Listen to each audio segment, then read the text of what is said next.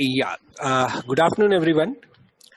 At the outset, I would like to thank Lutronic for inviting me to talk on one of my favorite systems in my practice, and that's spectra. So, I'll be talking on tips and tricks of spectra in pigmented conditions and acne in our patient, in an Indian patients. Am I audible clearly? Hello? Yes, doctor, you're clear. Please go ahead. Okay. So, in a society obsessed with color of skin, pigmentary dyschromias definitely causes a significant psychological distress to our patient. However, we have to treat these hyperpigmentary conditions with a light-based therapy, and it's a challenge to treat in our skin because of our darker prototype. We have plenty of sun, and hence we have an hyperactive melanocyte. So anything, if we are going to be aggressive, it is going to cause problems. Even if we are not aggressive, it is still going to cause problem. So perfect balance is required, must be maintained to achieve significant improvement without causing complications. We know pigmented lesion results from excessive or abnormally deposited melanin or other pigment in epidermis, dermis, or both. And melanin is present in melanosomes stored in keratinocytes or melanophages in the dermis. If you see this chart, which is a basic chart, melanin has a wider absorption spectrum. Anything from UV to far infrared is going to be absorbed by melanin, and so every single laser is going to have some effect on the melanin. However, we prefer a longer wavelength such as 1064 because they have a comparatively less affinity to the melanin, and hence we can protect the epidermis, and also they can go deeper, so we can definitely can treat deeper lesions, deep dermal lesions with this. The principle, we know that. I will not go into much of the detail. We have to have a laser with less than TRT of the melanosome, which is around 0.25 to 1 microseconds. And the lasers which produce such a short burst of light in nanosecond range are called as quality or Q-switch laser. The mechanism of action, this is a Lutronic cartoon. The pigment or the ink is going to get, they are going to absorb the Q-switch laser, which is going to get fragmented predominantly because of the photothermal effect and few photomechanical effect. And these narrower pigments or the smaller pigments can be taken away by the macrophages. So an intact immune system is, a good healthy immune system is required even if you are using a Q-switch laser for a better clearance of the pigment. The indication which I use here, spectra predominantly in pigmented conditions. There are plenty of indications like freckles, simple lentigo. We don't use it for seborrheic keratosis or DPN because simple RF will do. Calm, the indications in violet color are, you can use or you can't use depending on your choice, but you have to counsel the patient adequately while treating calm, melasma and neocellular nevi. The dermal lesions are clearly a treatment of choice is Q-switched Nd:YAG lasers. And we can treat, we'll see one by one each. I think Dr. Glenn is going to talk in detail about this, but a good pigmentary laser in our practice should have a longer wavelength because it is going to penetrate deeper. It should have a larger spot size, a minimum of 7 and 7 to 10 is required. The largest spot size allows us less scattering, and it requires less fluence, so it is more safe also.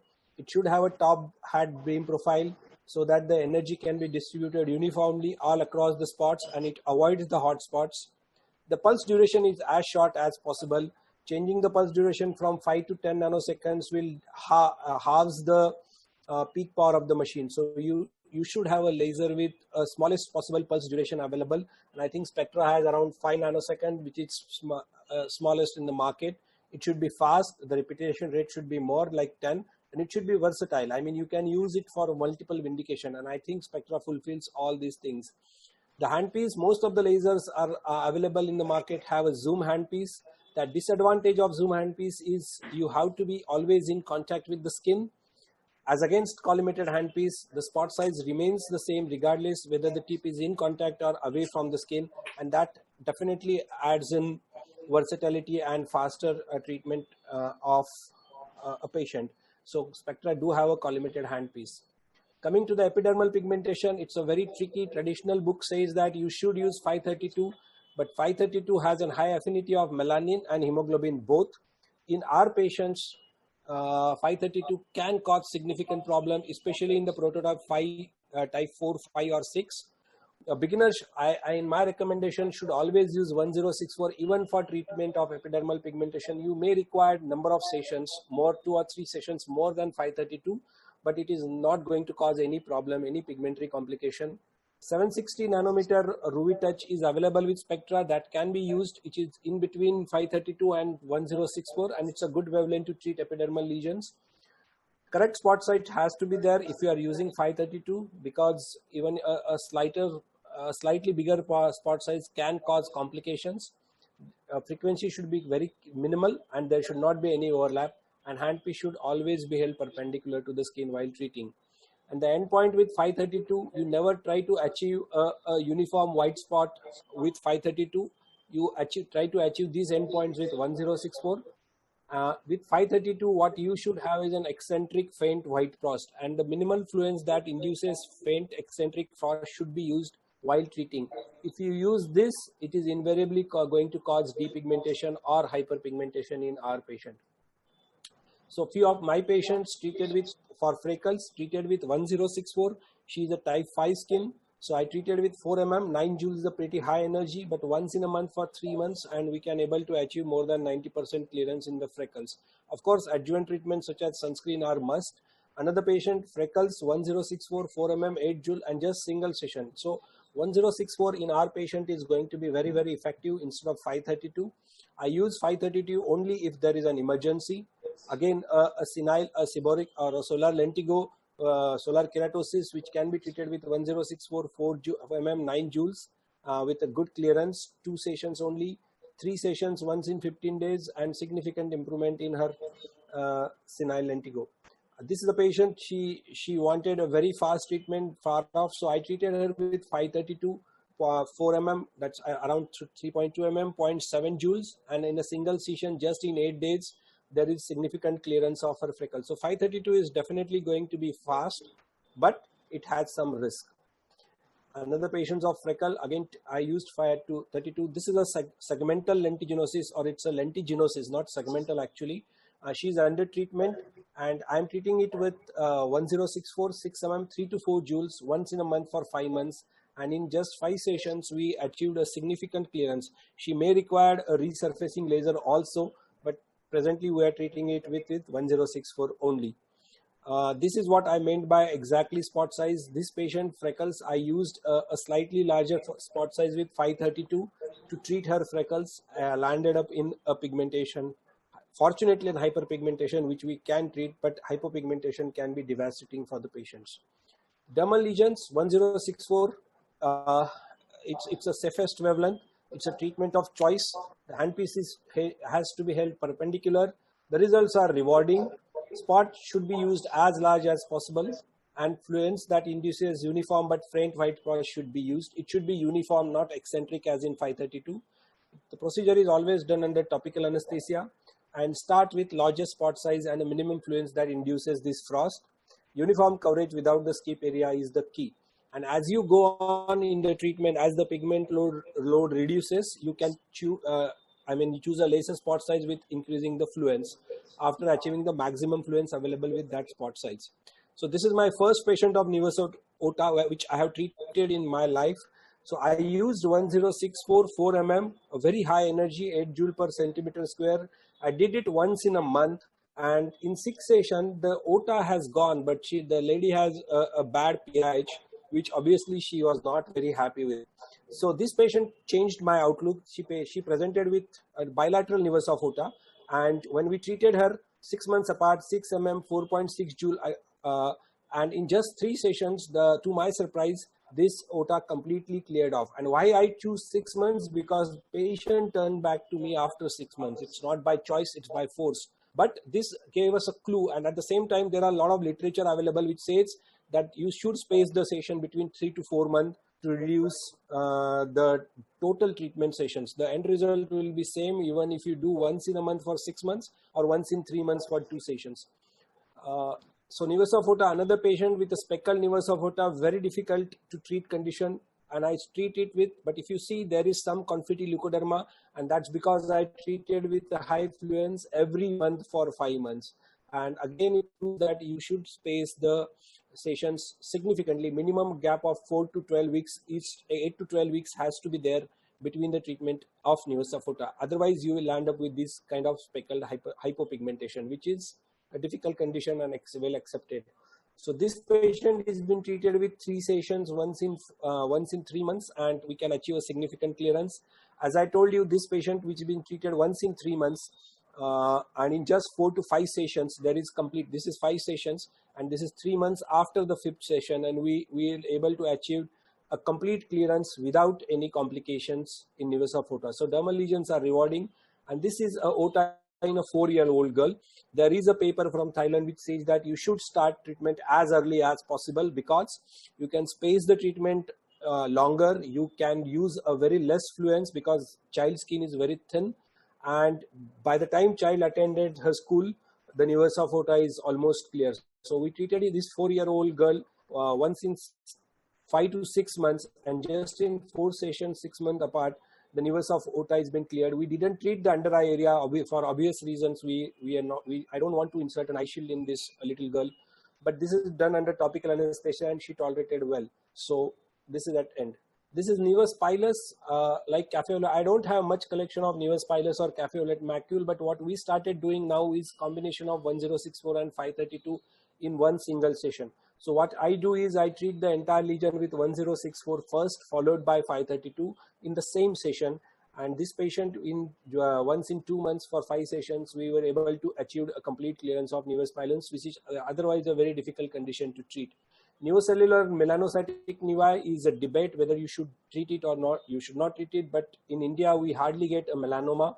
So I do treat it. The tip of the nose is a very sensitive area. She did not want any scar, so I just treated with once in a month, 2 sessions, 4 mm and very high fluence of 12 joules, and the neocellular nevi has been completely cleared up. Same here, she's under treatment. We are treated with 2 sessions of neocellular nevi, once in 2 months with 12 joules and 3 mm spot, and there is a significant improvement.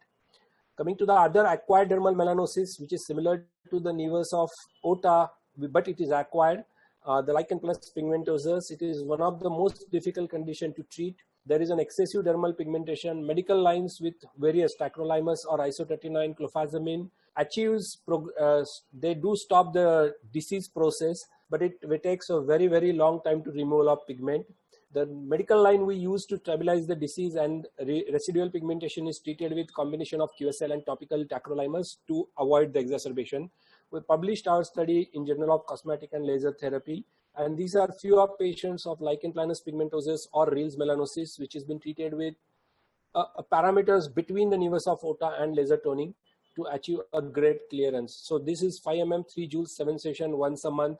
Another patient, type 6 skin with acne and LPP, and we were able to achieve with low dose isotretinoin and Q-switch tendia. A dark skin patient with extensive LPP. LPP is very common in India because of the hair dye used. They use hair dye and expose themselves to the sun, and we get this kind of pigmentation. Another patient and a young girl with LPP, again treated with low dose iso and laser toning.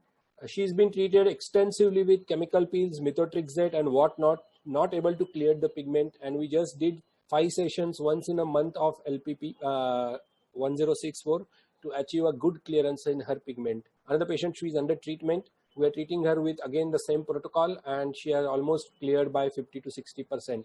Young boy with LPP, which is localized to particular areas. This is biopsy proven LPP, and we are treated. We didn't treat the periorbital area. Again, his parents do not allow us to treat that area, but wherever we treated with 1064, there is a good amount of clearance of the pigment. The neck area, again a common site for LPP in India, we can able to achieve a good clearance.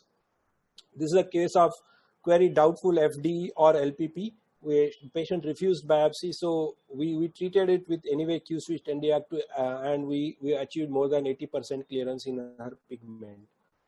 Coming to the tattoos, I will not spend much of time. We know that 1064 is, I generally get amateur tattoos. We don't get much of the professional tattoos in my part of country. So we always use a large spot size, minimum of 6 to 7 mm. Whether it's a line tattoo or it's a broad tattoo, we generally use 6 to 7 mm, and patients used to be treated once in a month. So these are bindi tattoos, which are very common in our part. But only warning sign is most of the time, since there is no subcutis, they have a scar, always have a scar on the forehead, which is filled with pigment. Once you remove the pigment, the scar is going to be visible, and patient should be forewarned about this. A profile picture always helpful in this patient. So these are simple amateur tattoos which took around 3 to 4 sessions to get completely cleared. We treat it once in a month. A traumatic tattoo is a good indication. Here only you have to use a larger spot size and a very less fluence as compared to the standard tattoos, because the pigment is very superficial here. Otherwise you will get in blistering, and just in single session we will able to clear the traumatic tattoo after an RTA. So we know that until now multiple sessions spaced over a period of time have been a protocol for laser tattoo removal.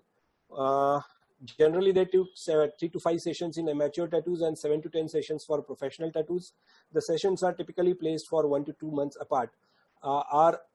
We get a clientele which are always in a hurry, because either they want to recruit it in police, military, or airlines, and they want a basic clearance. So R20 method of tattoo removal is you have to wait for 20 minutes between each session. This is a scar. In a desperate attempt, he wants to remove the tattoo, and he burned himself. But in one R20 session, it was been cleared off completely.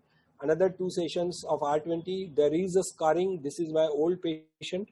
The patient was very happy with for the scar. He just wanted to remove the tattoo, because somehow the recruiting agencies don't want tattoo. They accept the scar. So R0 method is basically to use a perfluorocalin to reduce the frosting immediately. So as to, instead of waiting for 20 minutes during 4 sessions, it is best to use the perfluorocalin, which is available commercially as 0W spray. You just spray the, or in India it is available, most of the ophthalmologists use it, and it is in India it is available as a biodecalin, or it is available from Sigma Aldrich website also. So what does perfluorocalin do? It absorbs the gases liberated during the tattoo removal. So there is no frosting, which the frosting is going to get cleared immediately after spray of perfluorocalin. So the total treatment time is reduced from 8 minutes to 5 minutes. This has been available. I have no experience of using it. It is not available in India. They have a PFD silicone patches. I think Dr. Munawali can talk about this. He may have an experience of this described. So although the traditional treatment described of R0 describes 4 passes of QSL, we usually do 3 passes to reduce the chances of complication in pigmented skin.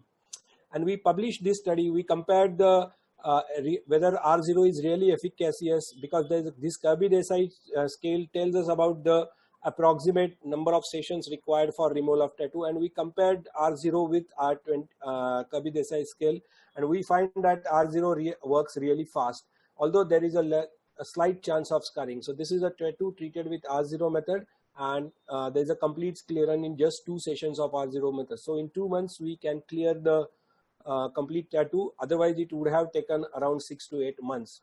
Another patient, these are all military recruits who wants to be in military immediately.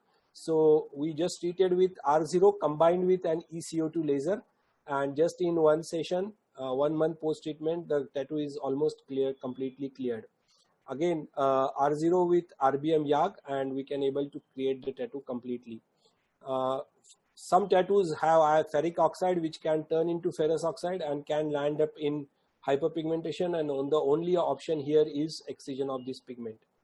Blistering and purpura are the complication of tattoo removal, and they has to be avoided at all cost. I mean, that's what, and a fractional pre-treatment with fractional CO2 definitely helps in avoiding these complications. Nowadays, I generally do treat with fractional CO2 before doing a Q-switched NDR for tattoos, so as to avoid these complications. So coming to the limitation of traditional Q-switch laser, we have few indications. So we have freckles, OTAs, PIH, or LP, the acquired dermal melanosis to treat, and it's a difficult to maintain laser. Laser toning, soft peel and carbon peel is introduced to day-to-day clinical problems such as acne, wrinkles, and this.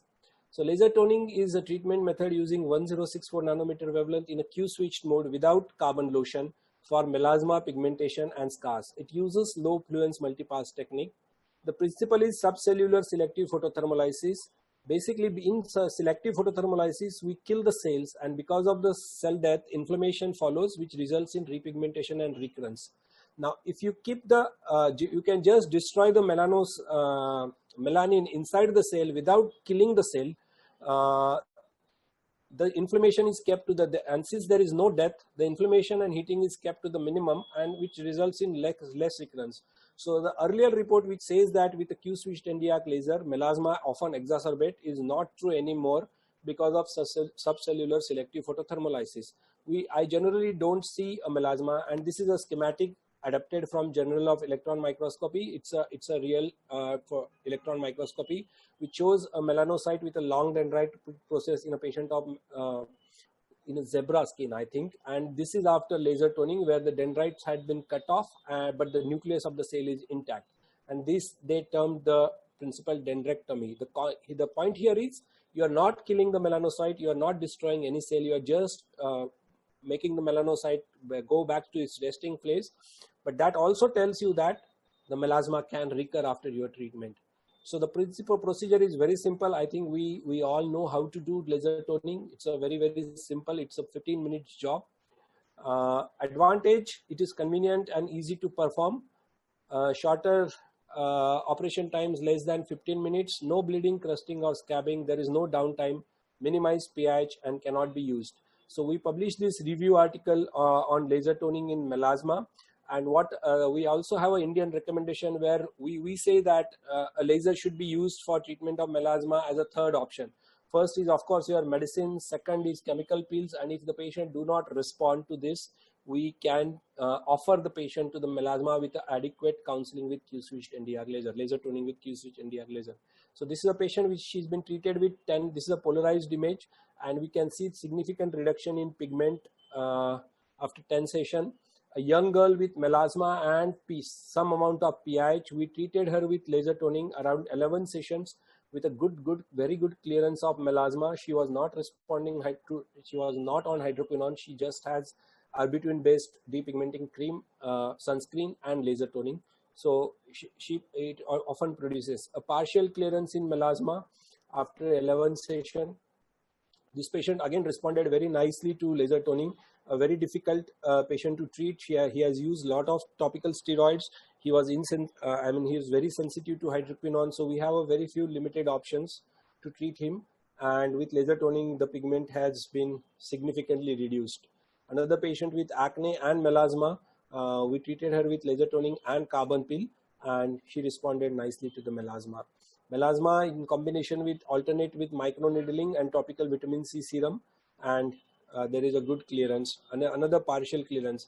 But if you see, there is most of the patient do not clear completely with melasma, and that's why you have to in my experience, and that's why you have to explain the procedure to the patient and beforehand with chances of partial clearing. This is a pigmentary demarcation line, or you can say it's a horis nevus, and with 8 session and topical vitamin C, it responded nicely. There is a almost complete clearance of horis or pigmentary demarcation line with this Q-switched Nd:YAG laser. Melasma with steroid acne, it's a very, very common situation.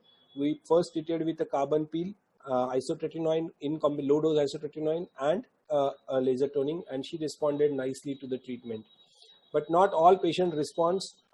It's very difficult to choose the patient or tell the patient who is going to respond. This gentleman has been treated on the nose. He has a melasma on the nose, and after 9th session, he started developing these confetti leukodermas, and we have to stop the sessions. And there is absolutely no improvement in this lady with almost around 10 to 11 sessions. So melasma is a condition. It's a tricky situation anyway. So we have to offer the patient this treatment after proper explanation. But PIH is something which responds very nicely to laser toning. The patient of scald, she has a bad pigmentation, very sensitive skin, and we just use a laser toning and PTP mode, pulse to pulse mode to treat her. Pulse to pulse mode is just split the energy into two small energies with a very narrow gap in between, and she responded very nicely to this PIH. Post-traumatic PIH is a very easy thing to treat with laser toning with spectra.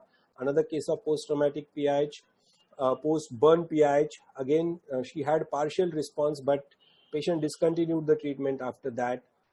This is a melasma which has been, she rubbed hydroquinone, developed PIH on her, and when we treated with laser toning, the PIH has completely gone. but the melasma remains there. So this is a post-glycolic acid burn done in a parlor, and we treated her with laser toning. After 3 sessions, patient discontinued the treatment because she moved out of the town, but there is a good clearance just in 3 to 4 sessions of laser toning in this difficult condition to treat. Seborrheic melanosis is very common in our part of the country. Patient rubs in, he has a seborrheic skin, sun exposure, all contribute to the pigmentation, and laser toning often produces good result. Acne, again a wonderful tool to use. I'll come back to that later. Generalized photomelanosis, a lot of patient comes with this problem. They have photomelanosis. This is a frictional melanosis where they rub the handkerchief on their face continuously to wipe off the sweating and develop this PIH. Again, a patient of seborrheic melanosis which has been treated with topical vitamin C and laser toning to achieve a good clearance. Generalized, again same patient, same indication of frictional melanosis which has been treated with spectra and to get a good result. And if you can see, the skin tone changes definitely. They will get an uniform skin tone. There are so many things available to do that, but I used spectra which is very safe in my opinion. There is no untoward effect, and it's a very gentle treatment for the patient. So they are very, very happy. And this patient has a dark skin, a bad amount of sunburn and photomelanosis, which has been treated with alternatively with chemical peel and spectra to achieve a wonderful clearance in her entire pigmentation. Coming to this patient, he has a photomelanosis plus a lot of acanthotic pigmentation on his face. So we treated him with spectra, carbon assisted peel. I'll come to that later. But if you see, not only the pigment, but the pore size has definitely reduced in this patient. So the pores has definitely reduced. So spectra is another indication where you can use it for open pores. Lip pigmentation is very easy to treat. There is no competitive chromophore. You can be very aggressive in lip or tongue pigmentation to achieve a good clearance. Coming to the inflammatory acne, to everyone's surprise, spectra is my treatment of choice of all available machines what I have for acne, because most of our acne patient lands in pigmentation, and I used carbon lotion for this extensively. That's a #1 indication where I used spectra. The principle is very simple. You have to apply carbon, wait for 20 minutes and use first the spectra mode, that is 300 microsecond mode, followed by a Q switch mode with additional 3 passes. The carbon acts as a photoenhancer, settles down in the pore, 300 microsecond pulse mode, which results in gradual heating of this carbon particle, and this is transmitted to the epidermis and dermis, which kills Propionibacterium acnes. And the 5 nanosecond Q switch mode results in instantaneous blasting and similar to the controlled microdermabrasion, and another 2 passes of 5 nanosecond laser toning takes care of the pigment. So this is a schematic for carbon peel. It's a very simple procedure. It takes hardly 15 minutes and I used extensively. So this is a patient of inflammatory acne just before marriage, came 2 months just before marriage. So isotretinoin is out of question. So we use spectra along with topical antibiotics and topical retinoids. And to achieve steroid acne is one of the big trouble in India, and they are very sensitive patients. I mean, because of steroid misuse, topical steroid misuse, they can't tolerate any topical, and I just use spectra to clear those acne off. A young boy, very depressed, again a nodulocystic acne. He's been treated with 20 milligram of isotretinoin since he was depressed. We used once in 15 days and just in 2 sessions and 1 month of isotretinoin, the acne cleared completely, although there is a scar. Acne excori, again the same protocol. We just use a carbon lotion to treat the pigment and acne simultaneously. Young girl before marriage, again with topical antibiotics and carbon peel with a very nice improvement of acne and pigmentation both. Same here, just before the marriage, and just in 2 sessions we can able to clear it. A very dark skinned individual with lot of comedones and acne, treated with oral and topical antibiotics, topical retinoids and spectral carbon lotion to get a good clearance of our acne and pigmentation. Same here with associated melasma, and we were able to achieve the good clearance of this. Gold toning spectra has this handpiece which is very, very useful in post acne erythema. So the 595 nanometer handpiece with a 5 mm die, replaceable die handpiece, which converts 532 to 595. And I used extensively for inflammatory acne and post-acne redness. This is a case of, again, a very bad acne in a young girl. We treated her with Spectra carbon lotion, and then the erythema has been treated with 595 gold toning. A bad acne patient which has been treated with carbon and the carbon peel and gold toning in one single session. And if you see, this is what we see after 595 gold toning. There is a frightening erythema and edema which settles down in less than 20 minutes. And this is immediately post-treatment. So you can reduce this severe erythema with 595 gold toning method. So again, a gold toning patient with a good improvement in erythema. So 595 is extensively being used by me for post-acne erythema, which is a big trouble for our patients. I used, these are a few off-label indication of Spectra, treatment of xanthilesma palpebrum. I used around 4 mm handpiece. This is done under infiltrating anesthesia, local anesthesia. And we use 4 mm, 9 joules till, and bombard the lesion with till pinpoint bleeding is there, and just wipe it out. You don't require any dressings or anything, and just 1 or 2 sessions, you get complete clearance of xanthilesma palpebrum. Here I used 4 mm, 9 joules once in a month for 2 sessions, and just an epidermal injury, but it do responds very nicely. Another patient of bilateral xanthilesma palpebrum, which has been treated with a Spectra. Big xanthilesma palpebrum, we just did one session, and there is a significant reduction in xanthilesma. You can treat it with multiple options, but since I have Spectra, I use it extensively in this case.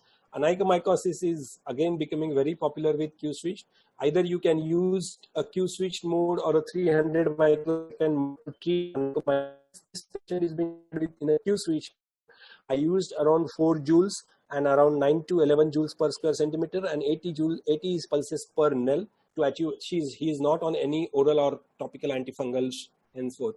And this is a latest patient. I treated her with 300 microseconds, 7 mm and 11 joules. She has been treated with multiple courses of itraconazole. She even developed Eli-like reaction on terbinafine when I prescribed terbinafine. So I stopped all the oral medications, and then after a gap of 3 months, I just did for 4 sessions of Spectra with 300 microseconds, 7 mm and 11 joules. And patient reported back me 6 months, just 2 days before, with a complete clearance of her onychomycosis. Initially, I was really doubtful whether this is an onychomycosis or not, but the culture definitely shows trichophyton species, and we treated her. To conclude, Q-switch is a versatile workhorse laser. I'm using Spectra since last almost 10 years without any problems. Newer indications are coming up. Safety and versatility of this machine makes it a perfect choice for aesthetic and dermatology clinic. Thank you. Good afternoon. My name is Dr. Girish Munavali. I am a dermatologist and dermatologic surgeon in Charlotte, North Carolina, in private practice, which is on the East Coast in the South. And I'm also assistant clinical faculty at the University of Wake Forest in the School of Medicine and the Department of Dermatology, in which I've been there for 8 years. Today I'm going to talk about a versatile, safe, and effective approach for treating pigmented cutaneous lesions in skin of color in various skin types. And I'm proud to be speaking at the Lutronic Symposium this year, and I have a long-standing relationship with Lutronic, and we use quite a few of their devices. Okay, these are my relevant disclosures for this talk. So what are the challenges when treating skin of color?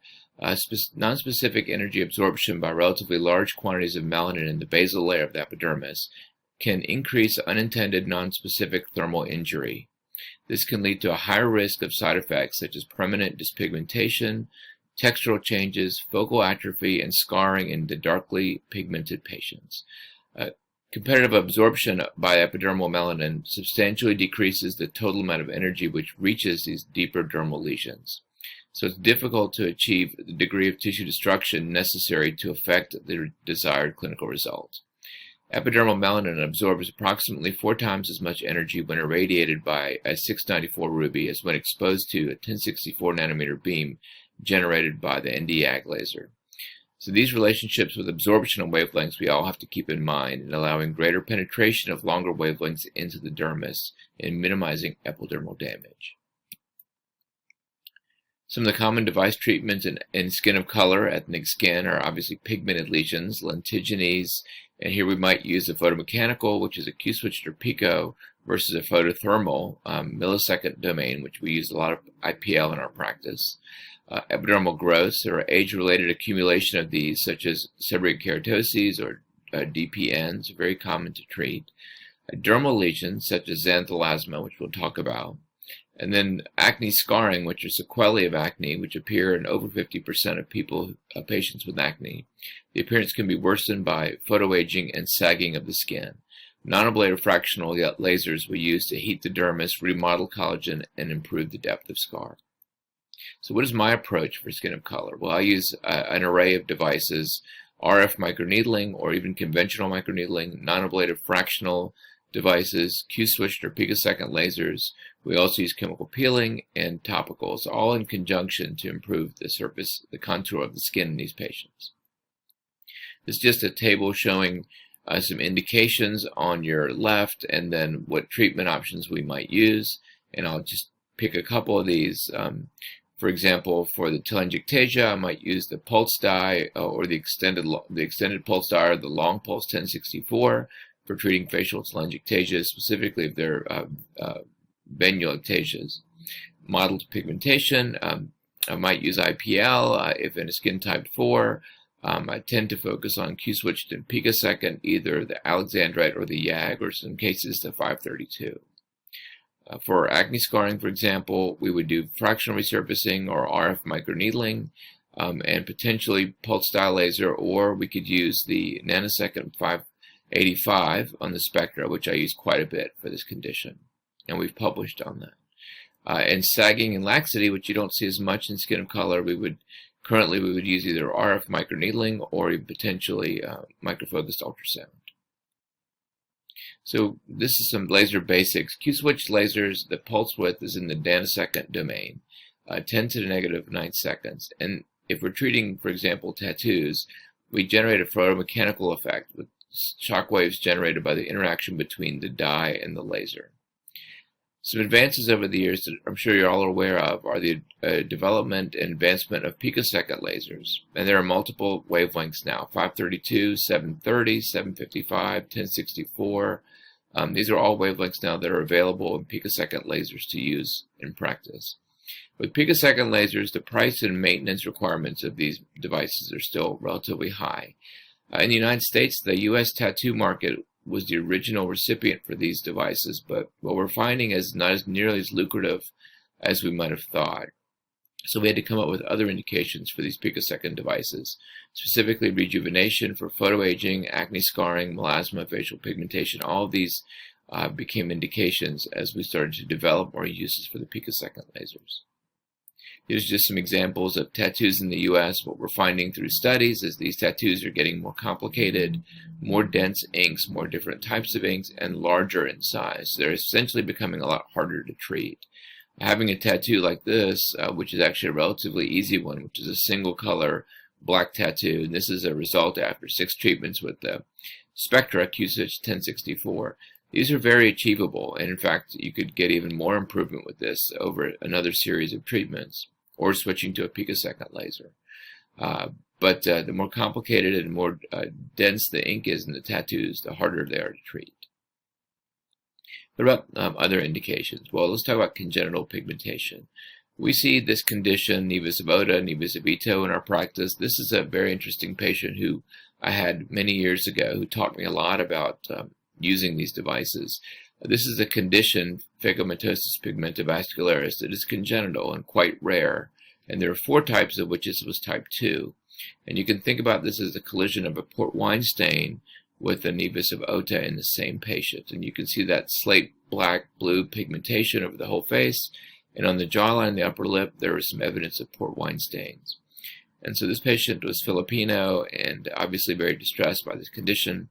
And over the course of time, and this was years and years of treatment, using the Clarity, the 1064, pulse dye laser and the Q-switched Ruby and Q-switched Spectra 1064, we were able to really reduce the amount of pigmentation safely in this patient. And we went on to use picosecond lasers and get even more improvement in this patient. But this just goes to show you how deep the pigmentation you can reach in this setting.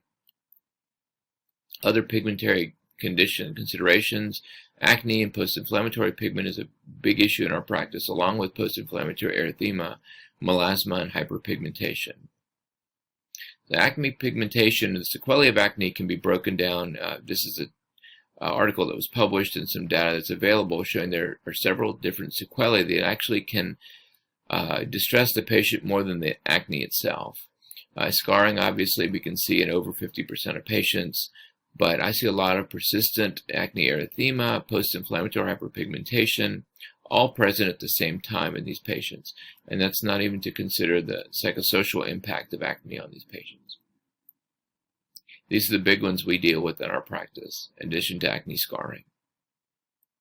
So I published several years ago about using the Q-switched 585 or the Spectra Gold handpiece for treating this vascularitis, post-acne erythema. Here you can see kind of a violet, reddish, purplish pigment that's very common after an acne lesion resolves. It can be very distressing and take months and months of time to go away. This is an example from a dermatologist in South Korea showing the Spectra Gold in treating these lesions, and they resolve extremely well. Dr. Bonus, a dermatologist in Thailand, and myself presented on this exact topic, and here's another one of the patients from her site showing improvement in the acne erythema 3 sessions, and 6 weeks after the last session with the Spectra 585 Gold handpiece. Very effective in this. We don't know if it's inflammation or immature blood vessel formation that occurs after scarring, but these tend to resolve very well with the Spectra Gold handpiece. Here's a patient of mine with just 2 treatments of the Spectra Gold showing still some residual erythema, but markedly improved, as is the active acne, which also we saw improved with treatment as well. And with subsequent treatments, we would expect this to get even better. Because again, this is a skin of color patient, so you have to be very careful what you use. IPL is out, but this Spectra Gold wavelength works very well. Let's talk a little bit about Q-switch 1064 laser toning, which is one of the big uses of Spectra Gold, Spectra in our practice. So-called toning, which is very commonly used in Asia and being used more frequently here in the U.S. What is toning? Well, toning involves short wavelengths of light. Toning involves using a Q-switched or frequency double Q-switched laser. We typically use 1064, but 532 can also be used. With 1064, the advantage is there's less absorption by epidermal melanin, and so we can have a greater influence on the melanocytes by slowly building up the heat as we use this toning settings and toning mechanism. The damaged keratinocytes, which are heated in this manner, release more cytokines and inflammatory mediators such as endothelin-1, alpha melanocyte stimulating hormone, and can activate melanocytes promoting melanin production.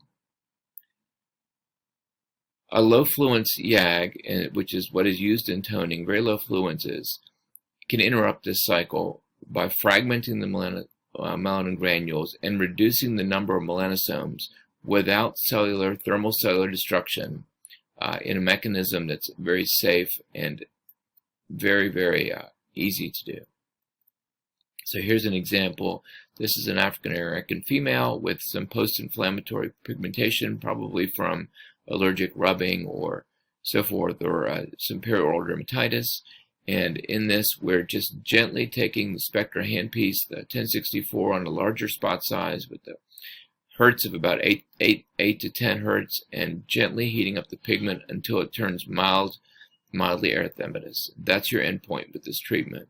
And just after several weekly sessions, we typically do one treatment per week or one treatment every other week for up to 8 sessions. You can see a very nice clearing in the pigment, improvement in the skin texture and tone with very little downtime from these treatments. Now, how can you use this in other ways? This is again the Spectra 1064 in a patient who had post-inflammatory hyperpigmentation after 1550 nanoablative fractional laser.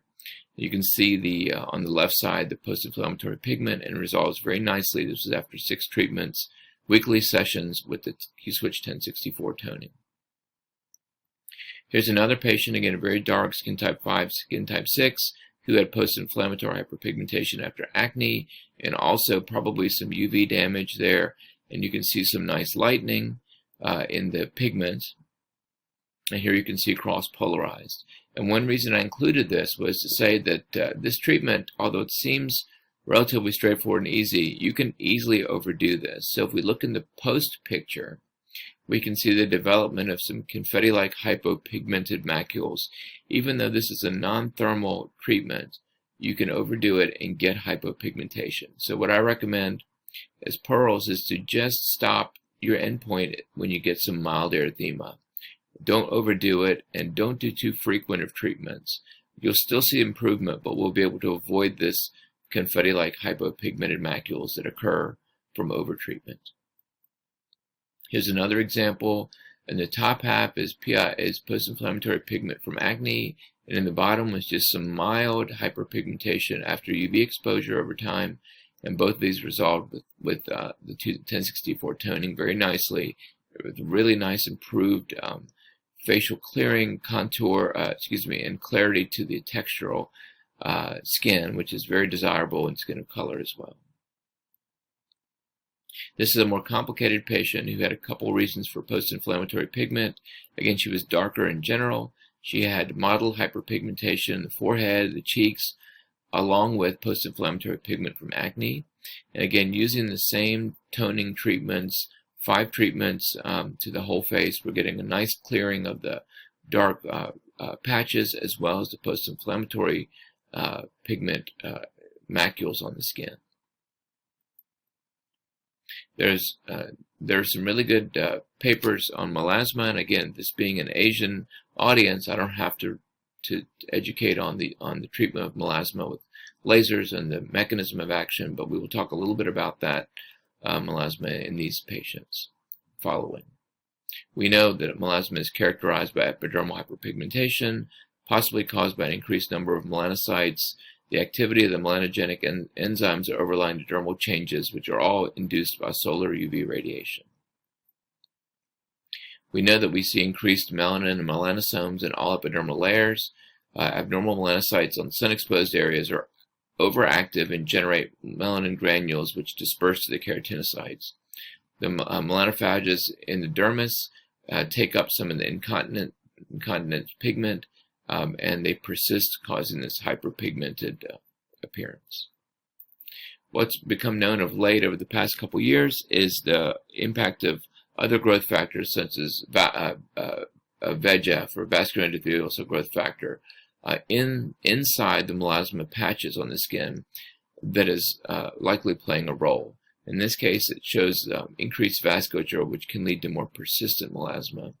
There have been a number of studies that have shown an increase in dermal vessel size and the number of vessels in melasma skin versus control. Here are some references. It's unclear whether the vasculature in melasma is just a result of the chronic UV damage that induces the melasma, or is it a part of the pathogenesis of the disease. Recent studies have suggested that a connection between the blood vessels and cutaneous pigment could exist. It's of note that normal human melanocytes in vitro express VEGF receptors. So how can we use this to our advantage? Well, we did a study using the Spectra 1064 plus a vascular laser, in this case the pulse dye laser, in combination to treat patients in a controlled fashion, whereas one side of the face received both and the other side of the face received only the Q-switch 1064. So in the pre-picture on the left, you can see some mild erythema along with the melasmoid appearance and patchiness of the forehead and cheeks. And after several treatments on this side of the face, you can see a reduction in redness and reduction in the brown color after the laser treatments. Compare this with the other side, which was only the 1064 was used, and using a melanometer, we were able to show that the reduction in melanin was improved above and beyond in the dual wavelength side compared to control. The studies with that were done several years ago on 12 plus patients using the spectra. Had a couple conclusions. First, it showed us that low fluence toning, in particular YAG, definitely has promise in treating melasma. It does require multiple treatments, and there still can have recurrence over the period of time. So this is not a cure, just a treatment regimen. But there was ample evidence by mexameter for the melasma and erythema meters to show that targeting both components, if they're present, can lead to even more reduction than the 1064 alone. So what about some other lesions? Well, benign dermal lesions. This is an example of a type 4 or 5 Indian patient with xanthelasma in the upper and lower lids. And this is a study that was done in the JAD and published in 2017, showing a different way of treating these lesions. Now, typically I would use a ablative CO2 or erbium laser to treat these, or even hypercation. But in this particular study, this was brought to my attention by Dr. Swapnil Shah as well, who uses this technique, is to stack Q-switch 1064 pulses on these. So typically 5 hertz, 2 joules with a 4 to 5 millimeter spot, and stack the pulses, and you will generate heat if you stack the pulses in that manner. And that heat is enough to thermally destroy the xanthelasma lesions. And then look, in this case, they're without any degree of post-inflammatory hyperpigmentation. So this is a technique, if you see this condition, that you can treat with the Spectra 1064 and get a very nice resolution in skin of color patients. I will end the talk here, and I'm happy to take questions by email, or I will be also available during the Q&A part of the symposium to answer more questions. I'd like to thank Lutronic for the invitation, and thank you for your attention for this talk.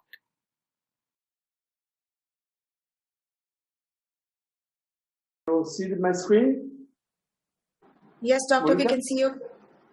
Perfect, perfect. Okay. Well, first, say thanks to Meili and Glenn to give me again the opportunity to share my experience and my result with all the audience.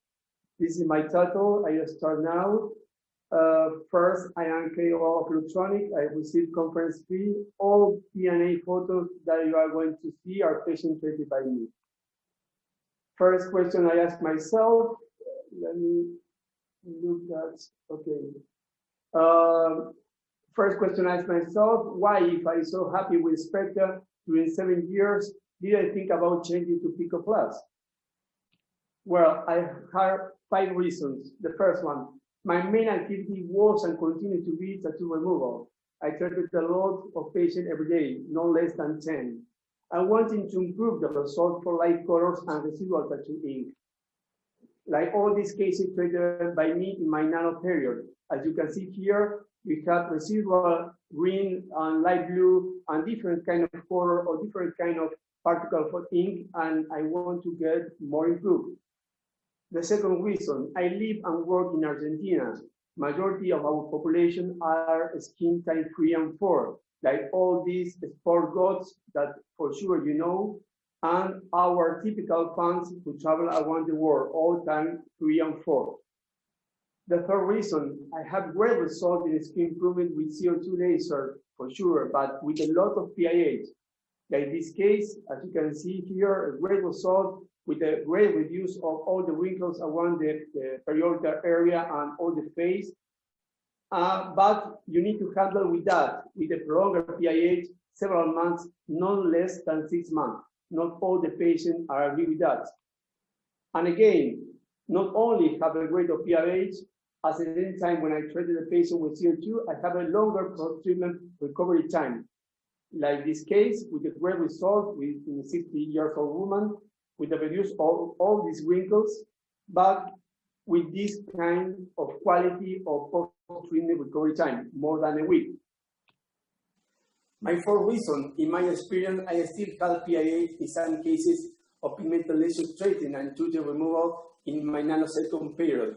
Like this case, as you can see here, it's taking in some cases several months, and well, I'm going to get improving that.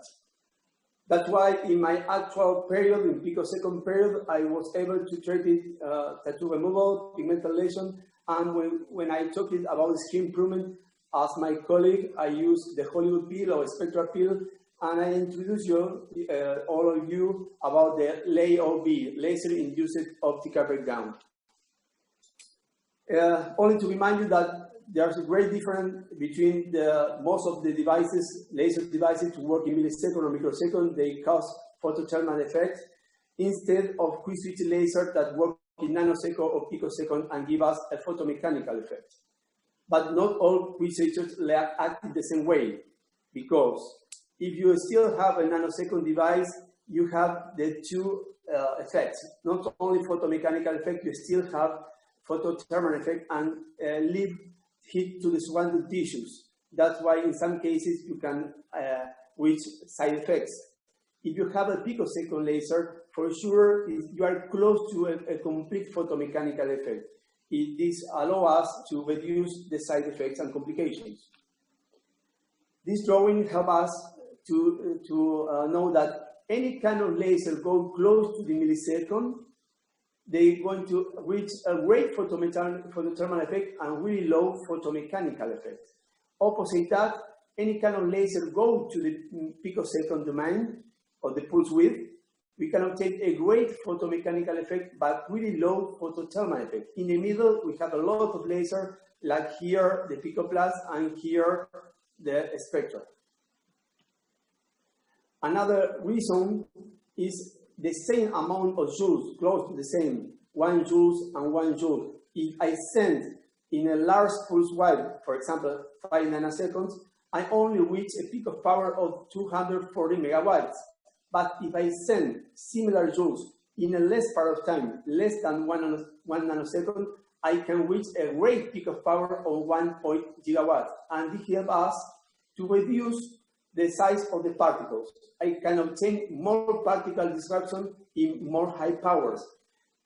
For example, if you try to see pills to sun, this is the great compare. Particles more than 30 microns and particles less than 30 microns. And this helps us, our macrophages, to eat it well. I start talking about my experience in tattoo removal. I really believe in that tattoo no longer have to last forever. We all have the right to repent and life transform us. And I really believe in these two phrases. We are able to say that a quarter of people around the world have at least one tattoo. And we are able to say too that a quarter of them are going to be ready and will look for a solution. Those are potential patients. Don't miss it. Only to mention that in 2015, ASPS mentioned that there was an increase of 40% of the appointment in the patient looking for tattoo removal, only in the USA. And this is my experience from 2006 at 2019. I treated a total of more than 1,312 patients. In my nano period, a total of 644 patients, and my actual period, a total of 584 patients. If I give an average of 6 sessions for every patient with a rate of 1 to 12, give us that I perform more than 3,500 treatments only in my actual period. I made my own survey over 757 patients to know the characteristics of Argentinian tattoo rate. It helped me to write a future published article. A majority of my patients are women, 60% of them, most of them young, 30 years old at the average. About half of them have a great high degree of education. The most common color tattoo are black in 60% of them. The second place for multicolored. A third of the tattoo are on the upper limb, arm for arm, wrist and hand. And when I asked about the reason for removal, more than half say that dissatisfied in which how it was made or the evolutionary time because loss of definition. The second cause was job cost, and the third one, new romantic partner. The vast majority regret the tattoo really soon, 10% within the first year and more than half in the first 5 years of making the tattoo. We have difficulty depending on location of the tattoo, like skin thickness and distance to the lymph node. That's why it's really easier in face and neck, and more difficult in shoulder, lower back, and extremity. And we have difficult depending of tattoo ink characteristics, like color, depth, density, chemistry, age, of quality. That's why are easier in black and white, shallow ones, low density, carbon-based ink is typical from the amateur tattoo and the older tattoo. And really more difficult in light blue and green, you need at least more than 3 wavelengths and with peak of power to be successful in these light colors. Deeper ink, high density, inorganic ink is classical from professional tattoo at the Western tattoos. But how does the picosecond laser success in this fluorescent tattoo? By the photoacoustic reaction. I love this example because all of us know about the Pac-Man. In this case, our Pac-Man has a big mouth and it's impossible to eat this great and giant phantom. In which way we can help him? Well, we apply the picosecond domain laser and transform this big phantom in little ones for people to sand, to dust, and help our macrophages to eat it and take away. And he's going to take away by the lymph system to the lymph node. Why we need 4 wavelengths, or why I choose 4 wavelengths? Because if I have only 2 wavelengths, it's typical for any kind of QC device. I'll be successful when, for sure, to the black colors and in little part of the color of the rainbow, red and orange. But if I have 4 wavelengths, for sure, I'll be successful in all the color of the rainbow, including the black. For example, in this mosquito tattoo, as you can see here, we have black, light blue, red, orange, yellow. I need at least 3 different kinds of wavelengths to be successful. But not all the pico laser devices are the same. It takes me a complete year of my life to study and make research looking for the best one to buy it. And I choose this one because I have 4 wavelengths, a great pulse energy, is really fast, and with a great peak of power. It's not the same. Here I am during a treatment. I perform every 30 to 60 days. Professional tattoo take me an average of 8 sessions. Amateur tattoo take me an average of 4 sessions. Of course, it's painful. I need to use cold gel pad, cold air, anesthetic cream, or in some cases, anesthetic by injection, or in some cases, I need to combine it. All of this. You can choose between the 4 wavelengths, depending on the color of the tattoo. Always increase the energy little by little to avoid side effects. My endpoints are the wetness and the frosting. In the post-treatment, I only indicate Vaseline. My results. This is a classical treatment sequence. First, second session, the third, the fourth one. When I asked to the patient 6 months after the last sessions, and he sent me a photo, a control photo, to be sure everything okay, and this is the quality of the results. It's really easy when it's easier, sorry, when I have a traumatic tattoo by a car accident, and the way I can remove in only 1 session. Or in this case of a cosmetic tattoo, try to simulate hair, the patient will rate it, and we can give him a solution. Another cosmetic tattoo in the tail or the eyebrow, in the way I can fix it in 3 sessions. This is another case of eyebrow cosmetic tattoo, but with a really difficult color, and in the way it takes me 7 sessions, but I can be successful. I love to show you that because in some cases I can offer my patients a manual card. What is that? The patient can ask me to leave a part of this tattoo, for example, this 3 star, and remove the rest, and I can be successful too. Another case, complete removal 4 sessions. Another case, complete removal in 6 sessions. 6 sessions for a complete removal in the forearm of this patient. 6 sessions for a complete removal in the back of the neck in this other patient. 7 sessions complete removal in the forearm. The very difficult area like bikini line, 7 sessions and the complete removal, as you can see here. Really, really difficult area as is the back, and in 7 sessions 7 sessions, I can be successful. Take me a lot of sessions, 14 sessions. Why? Because this is a cover over other tattoo, and it's really recent with a great quantity of ink. This is the moment I finish the treatment and said only to, it's a matter of time to see is going to disappear. When I ask for a control in the way I can leave this form. More color, more sessions. This is a really difficult tattoo with 1, 2, 3, 4, 5 different kind of color. In the middle of the treatment, when I stop the treatment, I know that I leave this hyperpigmentation.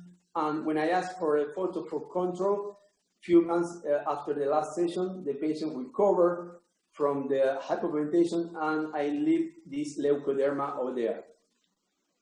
Another very difficult multicolor tattoo, and really recent one, and the way I am still in progress, and you can see the great result. Another difficult tattoo, 5 different kind of colors, and the way I stop the treatment, and the PIH I leave on the forearm. It's only a matter of time or use cream with inhibitor of melanization to get improved. And here is our mosquito tattoo to see the improve after 7 sessions, and he is still in progress. When I compare my nano period and my picosecond period, I asked a few patients to return to the treatment when I found this residual pigment in the middle of the picosecond laser treatment, and after we finished, after 9 sessions. These other patients, in 2 sessions, I was able to reduce all the dark color, but all the light color is still over the skin of my patient, and after 12 sessions, I was successful. Another patient with the original black and green tattoo, well, there's rest of the green. This is in the middle of the treatment. I caused this hyperpigmentation, turn to hyperpigmentation, and the way we can fix it and the control a few months after the last session. This patient asked me in my nano period to remove this tattoo. I tell her to wait a few months to wait the arrival of the Pico Plus, and the way in the middle of the treatment I have this result, and when finish the treatment. My best result in some cases need a lot of time, especially to resolve transitory PIH. Like this case I show you with a great result, but in the middle we have this phantom, it takes a complete year to disappear.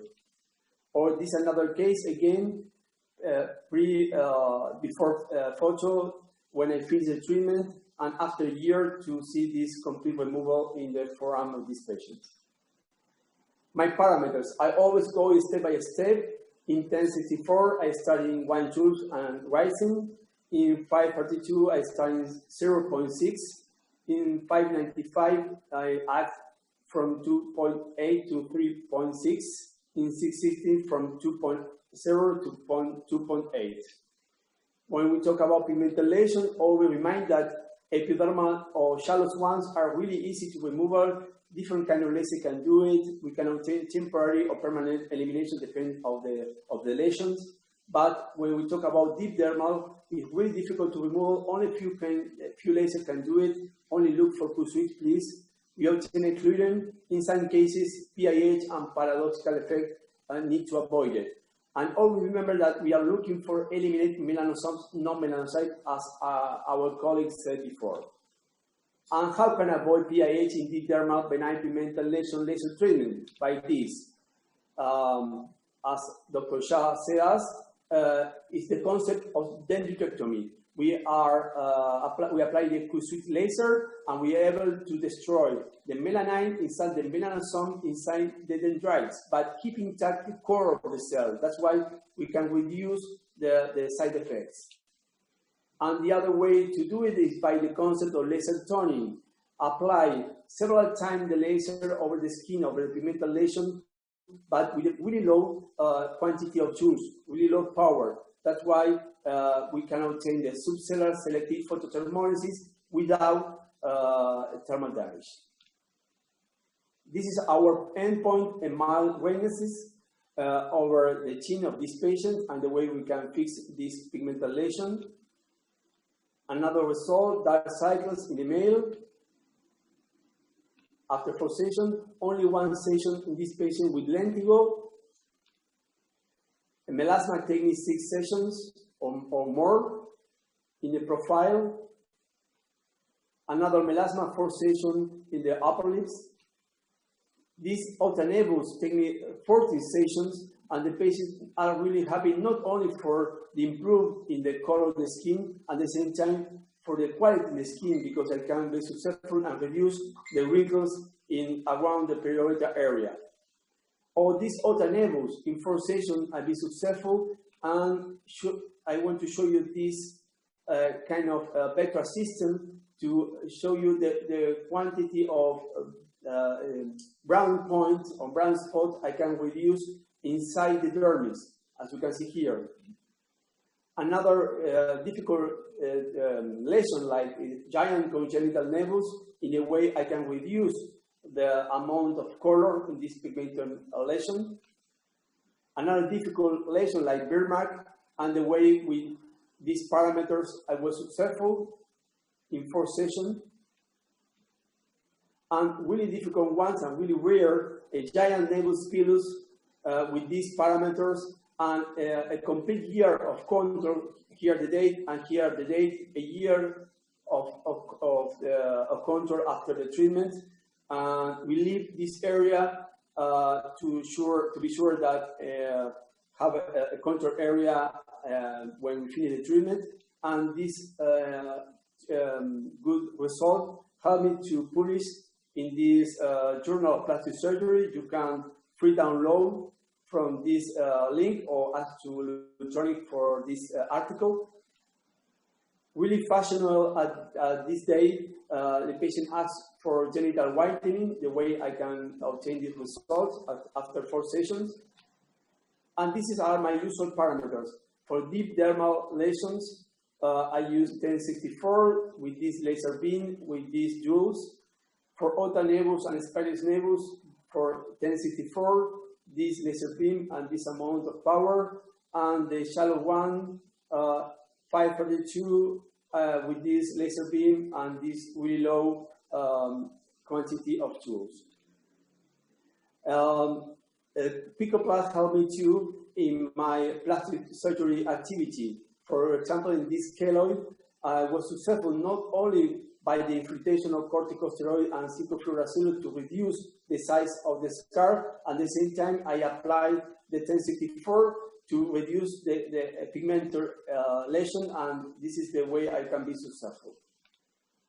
When I talk about skin improvements, I always have this doubt. If I choose ablative or no ablative laser, if my patient and me agree with not ablative laser, these are the 2 options: color peel or cold rejuvenation laser-induced optical breakdown. To remind you that ablative laser, in my experience, I obtain best results only for 1 or few sessions, but always by pain, long post-treatment recovery time, and usually associated with PIAs. Instead of not ablative laser, that on my hands, in my experience, I obtain less results, more sessions, but less or without pain, not or short post-treatment recovery time, less than 4 days, and not or really PIH. What is color peel? Well, my Dr. Shah just told you that about that. I prefer to say to you that nowadays, if patients know the treatment, they ask for this treatment name. There's a great demand for faster social occupational reintegration. They call the laser branch. And to resolve this question, what do you notice, but what the others don't notice? The patient asks for improving the skin, but without any kind of commentary for partner job or relationships, and we can do it. We need a great pigmentary expression in the photodermis, but without vascular expression, we can be successful on that. The best indication is large pores. As I mentioned that, there's a lot of information in the media, internet, and included they have the use pattern like a spectral peel. We apply the carbon solution, wait 15 to 20 minutes. We apply the laser several times to make that explosion, not only on the surface and the inner part of the porous tube. The Pico Plus have two lasers instead of one. I can choose between Pico or Nano, and for Hollywood Peel I choose Nano. Why? Because I want to transfer heat, in this case, to surrounding tissue to get more improving the quality of the skin. And I want to obtain less particle disruption. Fewer particles floating in the air is equal like less optical lens damage. I need to change 4 lens during the last 2 years by this. Here I am during the treatment. As you can see here, a patient with large pores. You can see better when I apply the carbon solution and the way I can fix it. Again, to see a close view and the way I can reduce the size of the pores. Another patient, not only to measure the reduction of the pigmental lesion, at the same time, you can see the reduction of the size of the pores. Another patient, or in this case, is melasma. During the treatment, I perform the Hollywood Peel 2, and I can reduce the size of the pores and get improved the quality of the skin. In some cases, I combine the two treatments, Hollywood Peel and laser-induced optical breakdown. I start with Hollywood Peel, and then change to the dual focus dot handpiece and apply the laser-induced optical breakdown. This is the patient treated by me in the front view and in a profile with a great result. But what is that? What is called rejuvenation laser-induced optical breakdown? What is this? We use focus dot to create photomechanical effect inside the dermis, in the reticular and papillar dermis, but without damaging the epidermis. We don't transfer heat to any kind of tissue. It's not mediated by chromophorus. That's why it's really safe in dark skin. We look only for the tip of the skin, not for the color of the skin. That's why we have less or directly no PIAs. Usually take 3 sessions. We create a width in the laser beam. That's why we can choose between 3 millimeters of depth, 1 millimeter of depth, or directly on the surface. We create this kind of cavitation of vacuola inside the dermis. Our body, our skin knew that was hurted and tried to fill it up with generate new collagen cells. And this way we can make more thicker the skin and more healthy. Here I am, choosing between step 3 is in the surface, step 2, 1 millimeter, or step 1, 3 millimeter of depth. And this is my classical parameters on the screen. Here I am, treating a patient with acne sequel in a temporal area, only to show you the way I leave only wellness over the skin, as you can see here. This is a classical post-treatment. After the first day, you have a great wellness over all the face, but after 3 or 4 days, this is the quality of the skin and the wellness is disappeared. This is the patient I show you during the treatment. I help you with a close view, again and again. And you can see here the amount of scar after the amount of acne scar and the result after 3 sessions. The same patient with another profile to see not only the result in temporal area, in the malar area too. This patient asked me only for a skin improvement and the way I can fix it to reduce size of the pores and make disappear these pigmental lesions. And I study a new indication of the Pico Plus, for example, in this stretch mark, because it's really safe in compare with allograft laser in this quality of a type of skin form. My actual parameters for Hollywood Peel, 1064 with this laser beam and this amount of joules. For laser-induced optical breakdown, I usually combine the 3 steps, with this laser beam and this potential.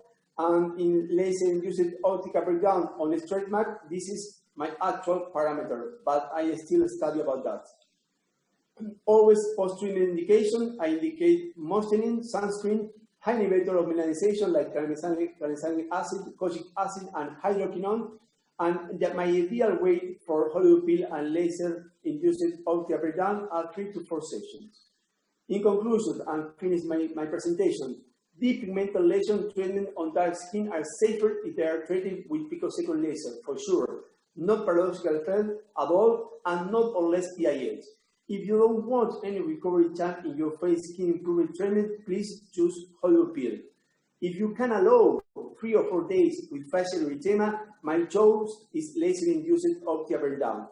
And if you chose layer B, it's a good option not only for skin improvement. As I show you, you have result in acne as well. In my experience, application of the picosecond pulse width cuts regular tattoo removal session by 20 to 40%. In my nano period, my weight was 10 to 12 sessions. My actual weight is 6 to 8. For removal of light color, you need at least 3 or 4 wavelengths and great peak of power. It's not the same any kind of picosecond laser, believe me. More peak of power is less part of time, more particle disruption, and easier the work of macrophages to digest it, to eat it. And picosecond domain laser gives the opportunity of future indication as I try to explore it these days. Thank you so much for all your attention.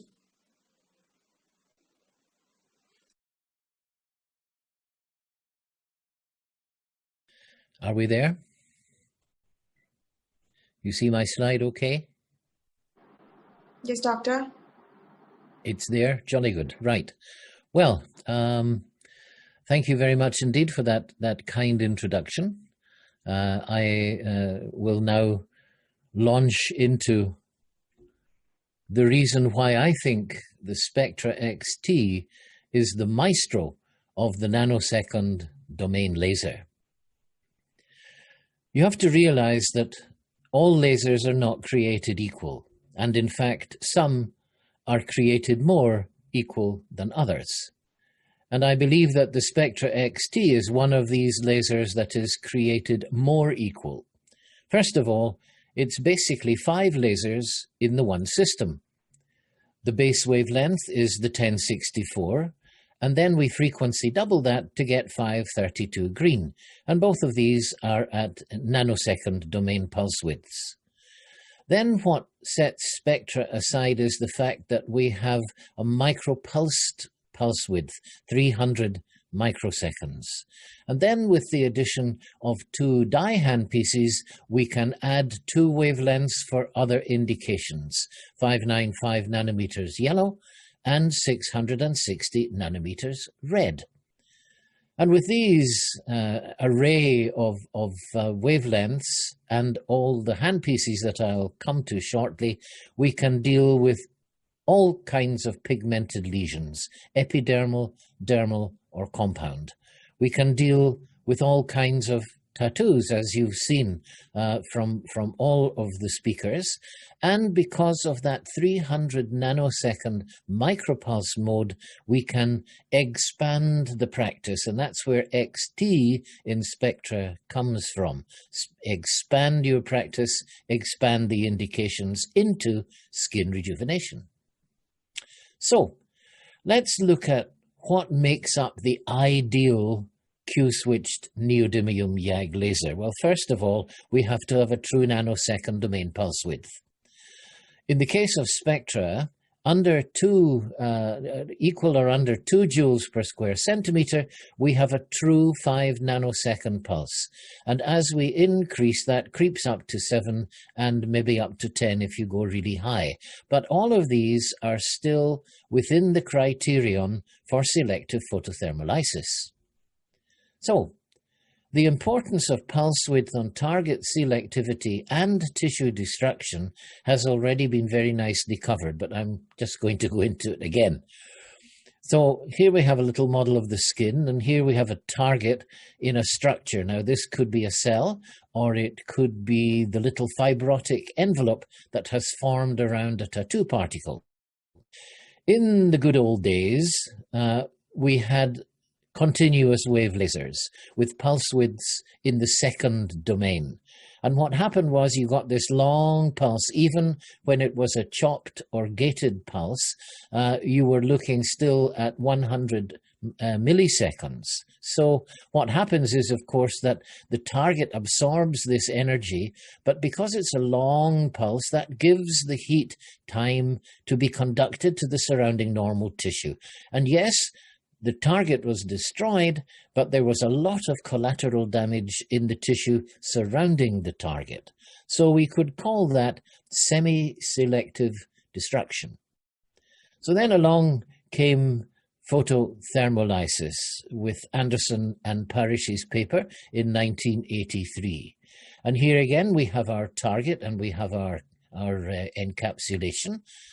In comes the nanosecond pulse of laser energy, and the target is instantaneously heated up with minimal spread of heat because it cools down just as quickly, and that's part of the thermal relaxation time. The target is destroyed, and there is usually a little element of photoacoustic effect or photoosmotic effect, so the structure surrounding the target is also destroyed. Now that is basically selective photothermolysis. It's excellent when removing tattoos, and it's necessary when treating dermal pigmented lesions because we want to get rid of the melanophages that have picked up the melanin, as well as getting rid of the melanin. Okie dokie.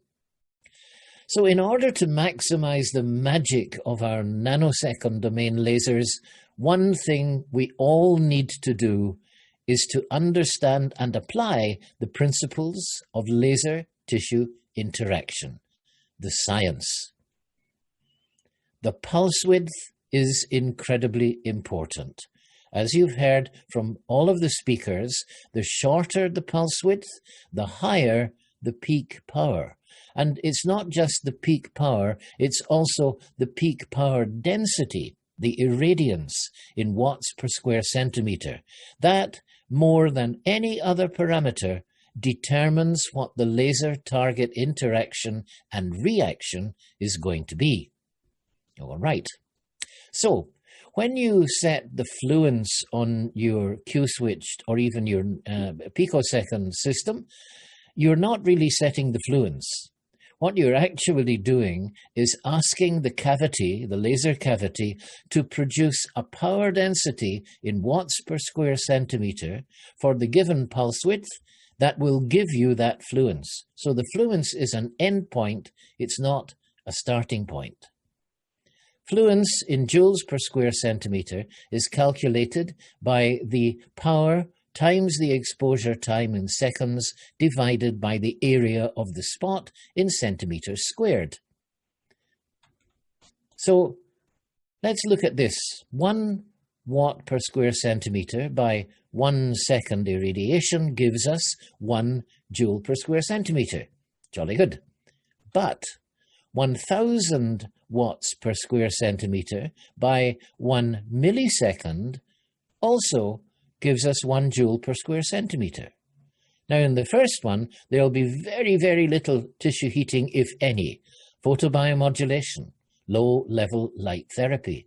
But in the second one, there will be a powerful tissue reaction, a lot of tissue damage, and even tissue destruction. So the joules per square centimeter is not really the end point, right? It is something that you have to take care of when you're looking at the pulse width. So let's work it out. Fluence again, or energy density if you like, is the power density. The power density is watts over square centimeters times the exposure time in seconds. What we want to do is look at the power density. So let's take this and look at it another way. If we substitute in power density to be the left-hand side of the equation, We can calculate the power density by dividing the fluence in joules per square centimeter by the exposure time in seconds. So let's take a 5 nanosecond exposure time and 2 joules per square centimeter as the fluence, and we have 400 megawatts per square centimeter. That's very nice. Now, many systems don't produce 5 nanoseconds. Many systems produce 20 or even 40. So if we take the same 2 joules per square centimeter at 40 nanoseconds, we find 50 megawatts per square centimeter. We've cut the pigment destructive power by 8 simply by using a longer pulse width. So Spectra delivers a true 5 to 7 and up to 10 sometimes nanosecond pulse width, and this fulfills the criteria of selective photothermolysis. So what is the next thing we need is a good beam profile.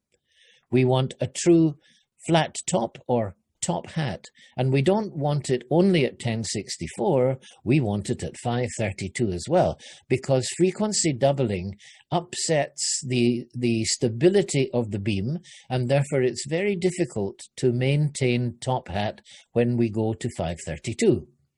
So this is typical competitor Gauss, almost several Gaussian peaks in this beam profile at 1064, and that's the beam profile from Spectra at 1064, same output power. And when we look at it from the side, you can see these enormous peaks, and you can imagine that at the very tip of these peaks, there's going to be much more power than round the rest of the spot size. Therefore, inhomogeneous beam, a strong possibility of some unwanted side effects. And then when we look at 532, you can see it's even worse. First of all, at 5 millimeters, the spot size breaks down, the circular aspect disintegrates. And when we go down to 2 millimeters, we get this enormous peak of power. Compare that with Spectra at 532. Very, very nice. It's not exactly flat top, but it is much more top hat than in the competitor system. What do we want to look for next? What you have heard in all 3 presentations, including the Pico, we want optional wavelengths. We want 595 yellow and we want 660 red. And why do we want these? Well, we want to balance penetration into tissue and absorption in blood and melanin. So when we look at 532, yes, it's highly absorbed in melanin, but it's also highly absorbed in blood, more so in melanin than blood. But when we look at 595, we find it actually is more absorbed in blood than it is in melanin. Slightly less absorption in melanin. And that means that, yes, we can use it for certain colors of tattoo that haven't responded well to 1064 or 532, but more importantly, we can do what all the speakers have told us about. We can deal with vasculogenic problems, whether they are rosacea, post-acne erythema, melasma, and so on, and it's the good old gold toning. So 595 nanometers, you've seen lots of examples, but this is an interesting one, and it shows how it works. This young lady had carbon dioxide laser fractional resurfacing, and 6 weeks later, she's still very erythematous. This is persistent post-laser redness. What's happened is probably she's got a little bit of triggered rosacea. So the right side of her face is going to be treated with gold toning, and this is 3 days after one session. And you can see a significant lightening of these tiny ectatic blood vessels, microvasculature in the superficial dermis.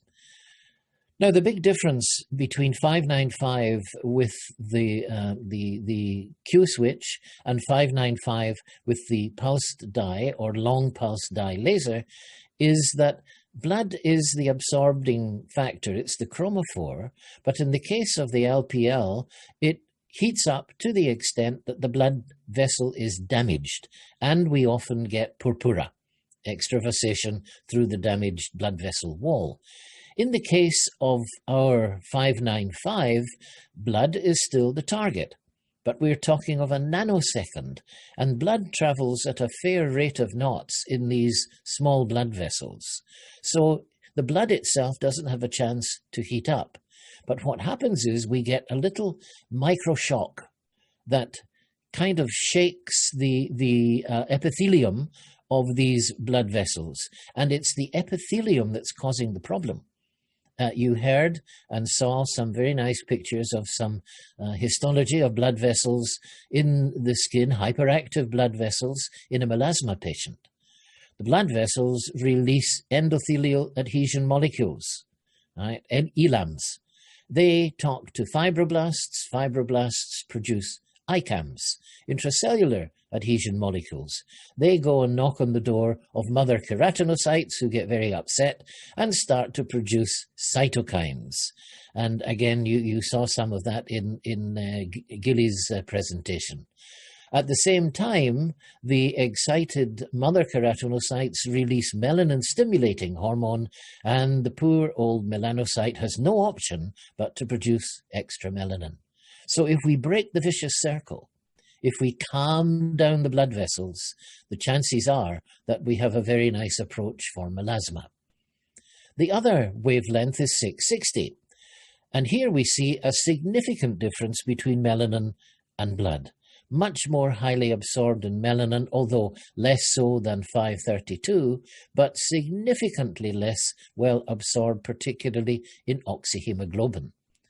Now, this means, again, of course, we can treat yellow or green tattoos, but we can also treat discrete epidermal lesions. It's not good for melasma, but it's excellent for senile lentiginase, freckles, and their ilk. And that is our Ruby touch, our ruby light versatile YAG handpiece. And you've seen some examples again, but I'm going to show you a couple in darker skin types. Taiwanese lady with melanogenic dyschromia on the face. And this is her 2 weeks after one single treatment with 660, no PIH. Here is solar lentiginase on the back of the hand of this 79-year-old female, and we're going to compare 532 with 660. The 532, 5 days later, when we blow these up, we can see that there are still blood blisters because the 532 is highly absorbed in blood and it's damaged the superficial vasculature in the papillary dermis. However, when we blow up the 5 days later for the 660, no blood blisters. When we look at 14 days after treatment, it's nice result, but there is still a little more erythema in the 532 hand than in the 660 hand. So basically, it's a safer way of treating discrete epidermal lesions. The collimated handpiece you've heard mentioned, and that's incredibly important because it allows us to distance the handpiece from the skin, and that's really necessary for laser toning because we have to keep the handpiece at a distance. Very difficult to keep it at exactly the same distance, but with collimation, we don't need to do that. So what is laser toning? Subcellular photothermolysis. You've heard. I'm going to go through it very, very quickly. We want to target the pigment but leave the cells alive because when the cells are killed, it causes problems, particularly melanocytes, because then there is no melanin being produced and we get leukoplakia. In Q-switch mode, I recommend a 0.9 joules per square centimeter in dark skin. A good rep rate that you're comfortable with, start with 5, then move up to 10, roughly 50% overlap, 8 or 10 mil handpiece. Multiple passes are required at low fluencies for each session, and the end point, particularly type 3 and darker, is mild warming. If you touch an area that has not been treated and then touch the area that has been treated. If it's warm, stop. Because I can guarantee that within 10 minutes, you will see mild erythema. If you treat for erythema, then the chances are you might overtreat and end up with leukoplakia. Of course, multiple sessions are required, 8 or 10 or more at weekly or 2 weekly intervals, and that's the protocol for laser toning. So how does it work when we look at selective photothermolysis in our little diagram? Well, when we get these multiple pulses and multiple passes, they still heat up the target, but they heat it up more gently so that there is minimal spread of heat. The target is destroyed, but the structure is spared. And you saw that really nice three-dimensional photomicrograph of the melanocytes with their dendrectomy. And that is subcellular selective photothermolysis laser toning. You've seen some wonderful examples. I'm going to show just one because it's a darker skin type. It's a type 4 Chinese lady from Hong Kong. You'll notice the start is 1 joule per square centimeter, 2 to 4 passes per session. And this is her 4 months after 10 sessions. No leukoplakia, no PIH, nice clearance of the melasma, which was pretty severe, and the skin condition is superb. So this is another of the advantages of laser toning. We can also use laser toning for PIH. This lady had nevus spilus on her nose, treated with 532, developed PIH. For over 5 months, this was treated with the usual whitening agents, hydroquinone, kojic acid, etc., etc. No result. However, 4 months after 7 laser toning sessions with Spectra XT, 1.3 joules per square centimeter, and we have a very, very nice result. The availability of the Spectra mode, I think, also sets the Spectra XT aside because it enables indications other than pigmentation. And this is what we want to do. We want to extend our practice with the XT laser. Unique to Spectra, we combine Spectra XT microsecond mode with the nanosecond mode. And we used to call it the Spectra peel, but when the Americans fell in love with it, of course it had to become the Hollywood peel. So now it's the Hollywood peel everywhere we go. And it's used for acne, for enlarged pores, or skin luminescence, just simple toning up of poor skin condition. And this is what the face looks like when the photo enhancer, the carbon lotion, has been applied. You'll notice that you leave the area around the eyes, the area around the nasal nostrils clear, also the lips clear, because you don't want any pigment on them. And then this is what happens schematically. You get a thin film of carbon over the stratum corneum down into the plugged pore. Then with the Spectra mode, you have this quasi-long pulse. And the thing is that the carbon absorbs all of the laser energy. That's why we call it a photoenhancer. And it creates heat, but with absolutely no ablation. That heat gently travels down through the dermis into the epidermis. It's subcoagulative, but it is enough heat to produce heat shock proteins. And that gives you the skin rejuvenation side. The way that we go is one single pass, no overlap. And when the whole area has been treated, you can see the carbon is still there. Nothing has happened to it. The patient feels warm. The Q-switch mode is next selected, and it has a completely different reaction. This part on its own can be used as a soft peel.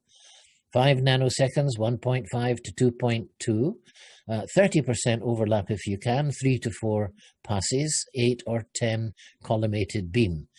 Now, the high peak power that you saw before, we're talking of the many, many, many megawatts, blasts the carbon particles to pieces with instantaneous absorption.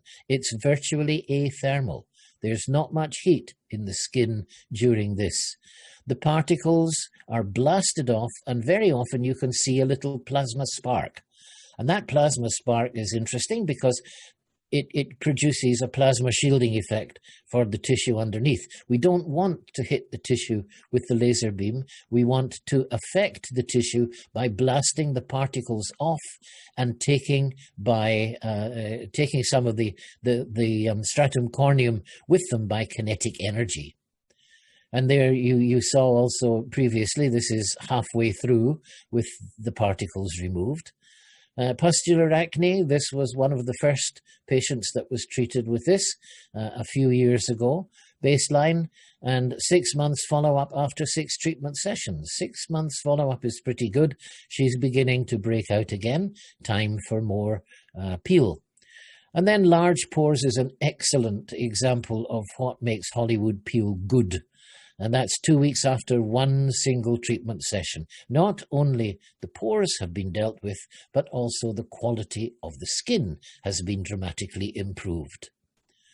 The final thing that would make an ideal Q-switch laser is to have multiple handpieces, a good zoom handpiece, the collimated handpiece, the 2 optional dye laser handpieces, and of course we also have a fractional handpiece.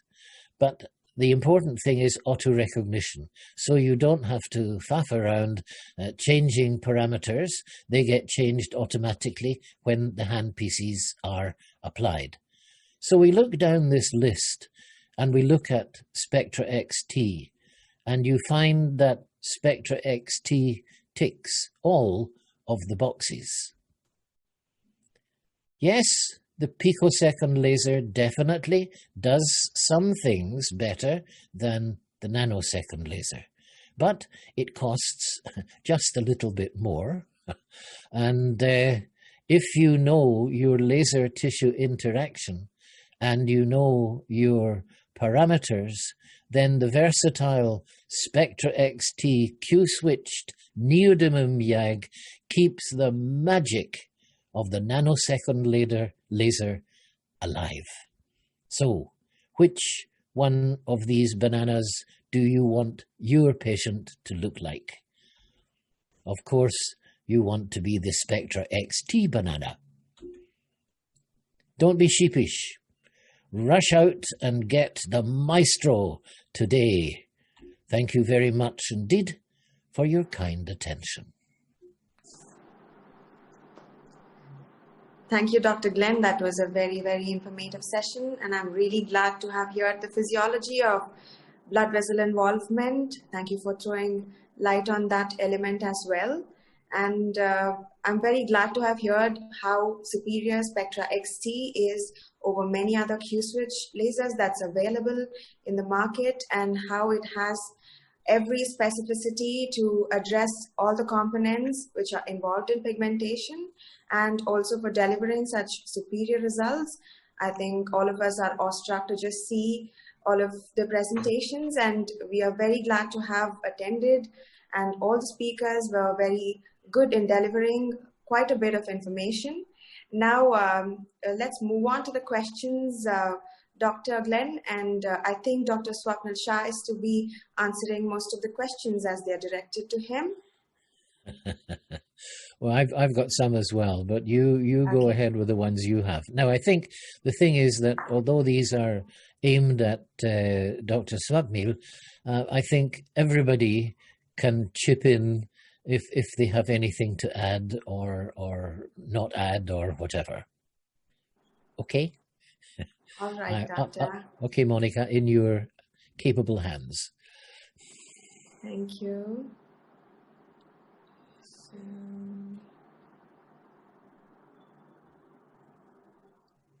yes, the first question is from Thor. This can be taken by you, Dr. Glenn. What is your take on combining action, erbium fractional mode before tattoo removal with Spectra?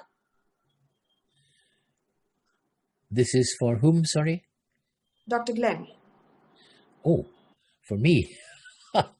Right, once again, sorry, what is? The benefit of combining which two? Erbium YAG before treating tattoos. Wow.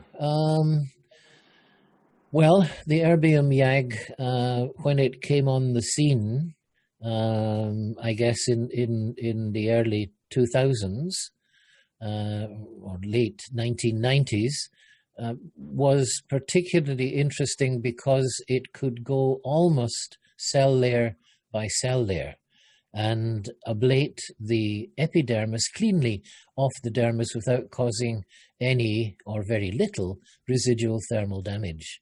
So there may be some benefit in going over the tattoo area and doing an epidermal peel, as it were, partial or complete with the erbium YAG.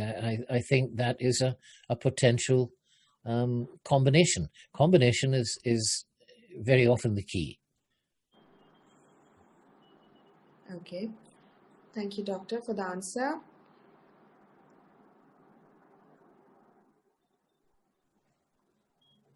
The next question is, should all of the patients with acne be using carbon lotion and spectra? Because some of my patients with acne, the acne is worsening on application of the carbon lotion.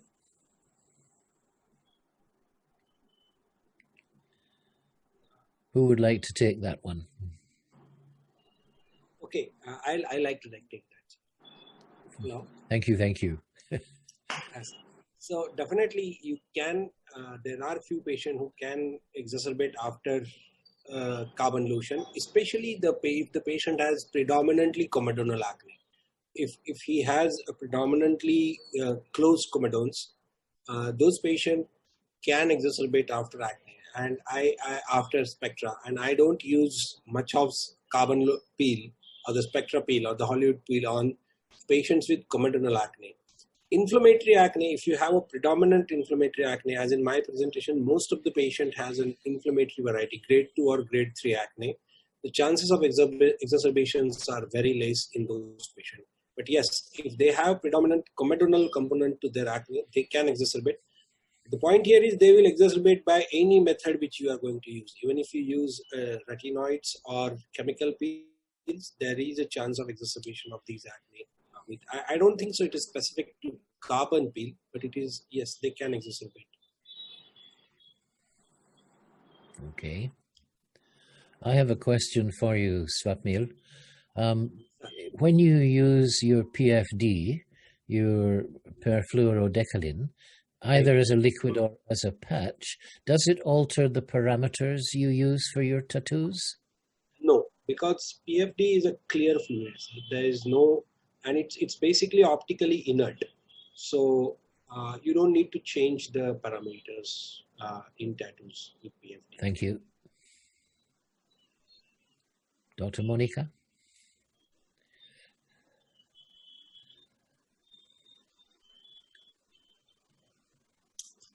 Well, while you look for the next one for Dr. Shah, I want to ask Dr. Fabian.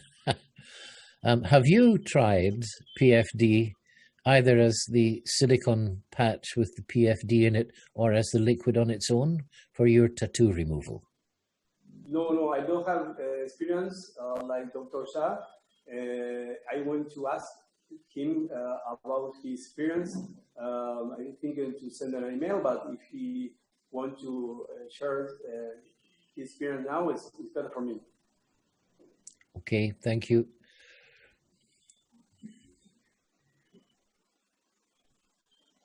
You have a question, Dr. Monica? You are mute, Monica. All right, I have one for Dr. Swapnil. In the case of good old horis nevus, right? This is a double question. First of all, if it's horis on its own, abnormal bilateral nevus of like macules, what are your parameters for treating it? And secondly, if a patient presents with a combination of melasma and abnorm, which quite often happens, how do you stage your treatment?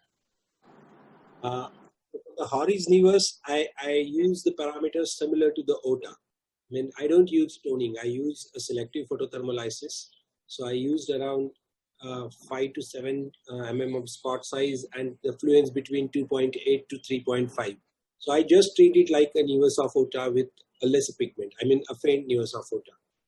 And now the situation is entirely reversed if the patient has Hori's with melasma. There I used laser toning only. I don't use, because it's very difficult to differentiate between the true melasma and Hori's nevus in those cases. Like if you use a selective photothermolysis instead of laser toning, there's a chance that melasma can exacerbate. So I generally used laser toning in those patients, those who has Hori's along with melasma. And as you rightly said, there are many patients who has this kind of presentation. They've been treated for melasma so long, they get fed up and they present to you. And when you examine closely, even with Woods lamp, you see the predominant dermal pigmentation in those patients. So I think the laser toning is way to go in those patients. But if the patient presents only Hori, I treat it with similar to the parameters, slightly lesser, but similar to nevus of OTA. Okay. Would that mean that you like to remove the melasma first, and then if the Hori's exists thereafter, you would treat it? Okay, yes. Good. Thank you. I also have a question for Dr. Swapnil. So one of our audiences have asked, how do we go about periocular pigmentation? What are the parameters and how you go ahead with treating periocular pigmentation? So periocular pigmentation, you mean periocular hyperpigmentation? Hyperpigmentation. So if I decide to use a Q switch and if I ascertain the cause to be a pigment, because we know that periocular pigmentation is not always the pigment which is responsible. You can have a vascular component, you can have a volume loss, and or you can have a simple hyperpigmentation. If you have this kind of patient who has predominant pigment as its component in periocular pigmentation, I use laser toning. Maybe a slightly lesser fluence, definitely a lesser repetition. I use around 5 hertz as a repetition rate, and I use around 8 mm of spot size and 1.2 joules. Start with 1 joule and increase to 1 joule with a corneal eye shield. I mean, that's a must if I am treating the periocular area. But honestly, I don't use much of spectra in periocular pigmentation. Well, sorry, I want to add that in dark skin, the laser toning is the glue, is the key to have a solution because you avoid the PIH or paradoxical effect in dark cycles. This is my experience in the type skin 3 and 4. Okay, good all. For Dr. Fabian. I'm sure with the parameters you use for your laser toning, you don't have any leukoplakia. But I'm equally sure that you may well see some patients from other practitioners who arrive with this disturbing little white spots very clearly visible against their existing melasma. Do you have any pearls to share regarding treating that kind of patient? Well, as I put you in my parameters, I always go step by step. I'm really afraid about the complications and the side effects. That's why I started in 1064 in less than close to 0.8 joules and rising. I prefer to pass several times only to find a mild and slight erythema. This is my endpoint. I prefer to make more sessions, as you say, 8 sessions, but weekly or two times or 2 weeklies, but without any danger, any damage of the skin, and have any kind of this leukoderma or any kind of side effects. Thank you very much. Very nice. Yes, Can I- yes. Yeah, Yes, please. what I feel is that confetti leukodermas, or the very small depigmented macules after toning, it's common if you use high fluence 1, and if in our skin, like in type 5, 6 or 4, 5 or 6 skin, if you are too early, I mean, I don't do laser toning once a week. I do it once in 15 days. And we find if we do it once a week, these chances are very, like confetti leukodermas are very high. And there is a very interesting paper from Dr. Chandrasekhar. What he suggested as a treatment for these confetti leukodermas is a simple TCA cross with around 60% TCA, trichloroacetic acid, rather than using 100%, and just touch the depigmented macules with this, and they heal with a little bit of hyperpigmentation, but no depigmentation. And I use this in my practice, and I found it really useful as a treatment modality. A very simple treatment, but very effective. Thank you very much. Very nice. Here's one addressed to both Dr. Fabian and also Dr. Svatmir. What parameters would you suggest for treating pigmentation of the lips, and how many treatment sessions would it require? Well, in this case, I have better experience with CO2 when I have the white spots in the upper lips. I tried with my pico in 1064, it changed to 532, but really I had better result with CO2. I don't know, Safil, what is her experience? Dr. Shah? Sorry.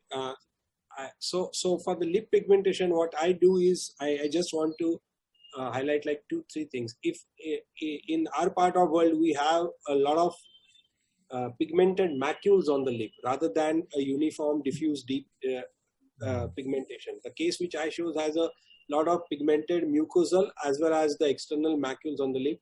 In those cases, I used spectra in a standard mode, like in a selective photothermolysis mode with the exact spot size and high fluence.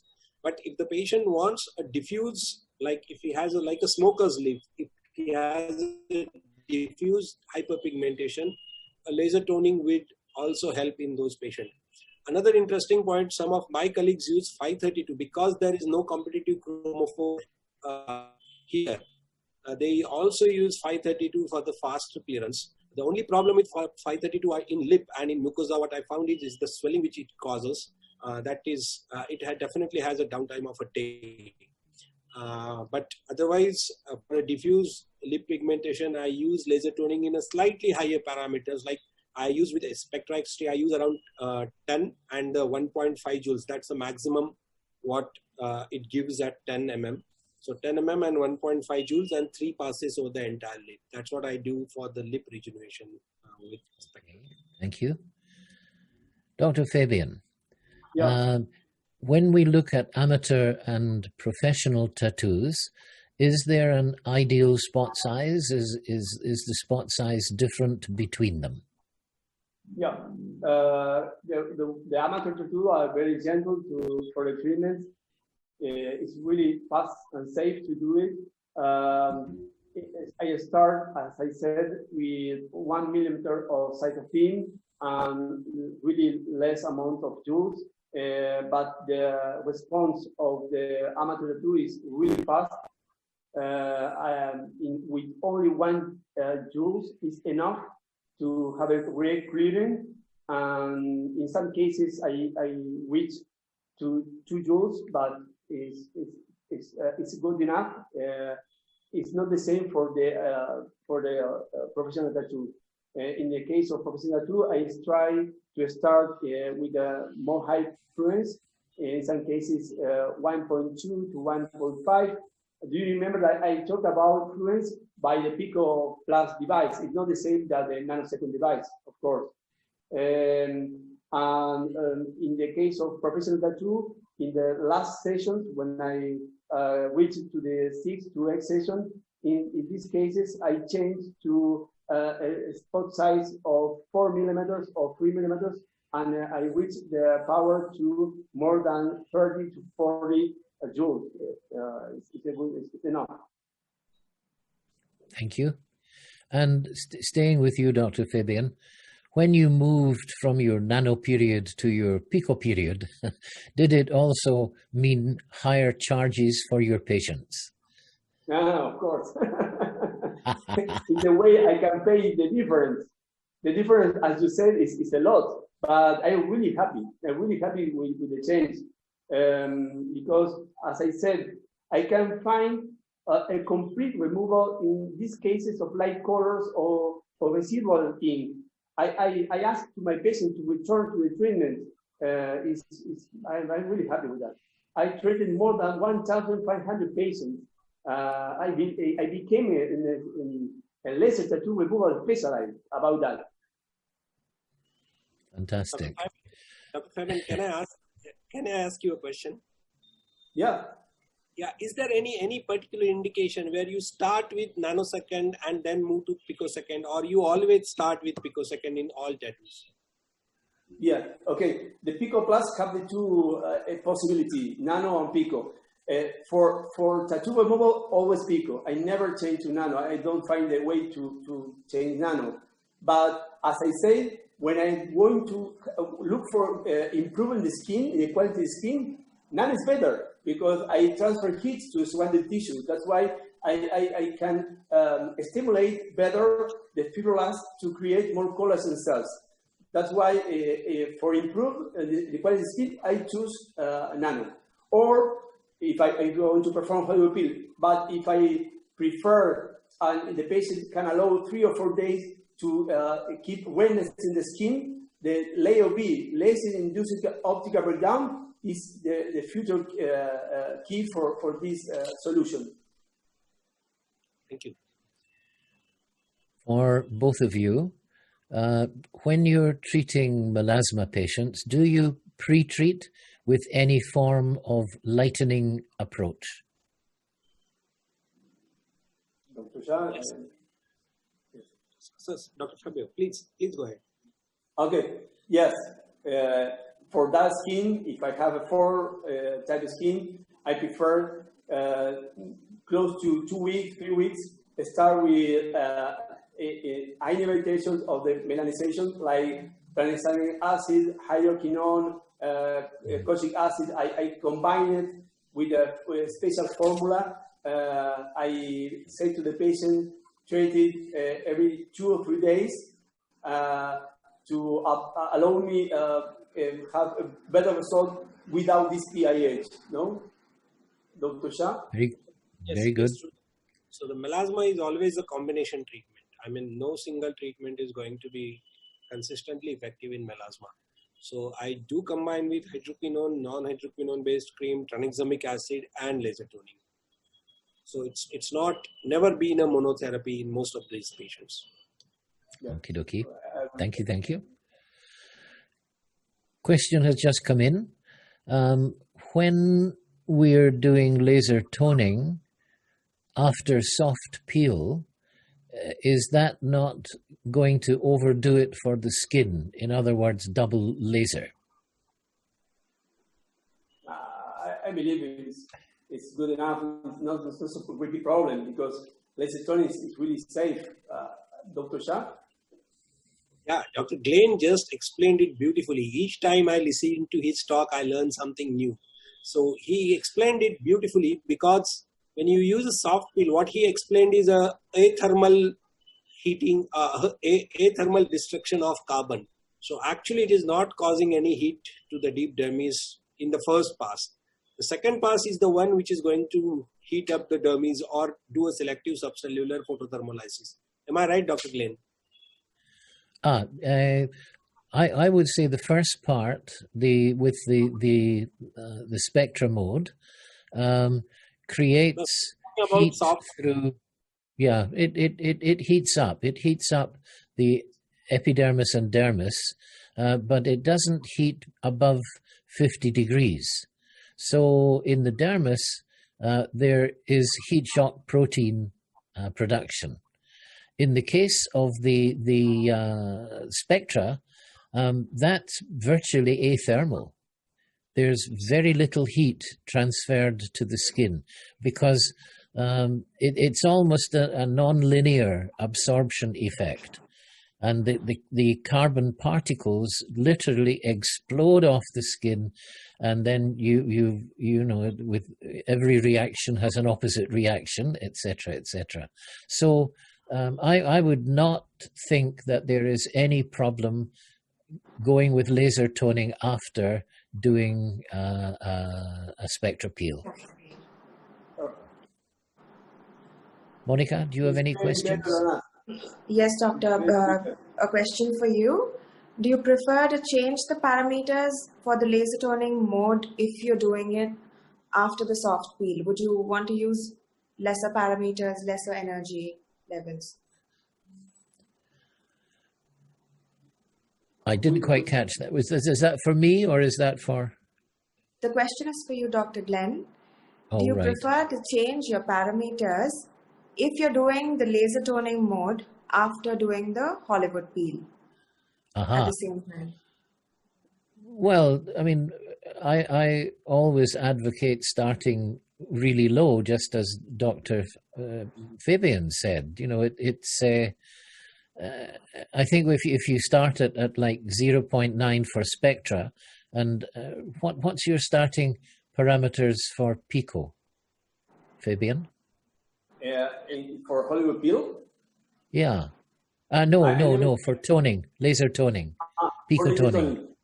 Yes, I start in 1064 with 0.8 or maximum 1 joules in the first session. Yes.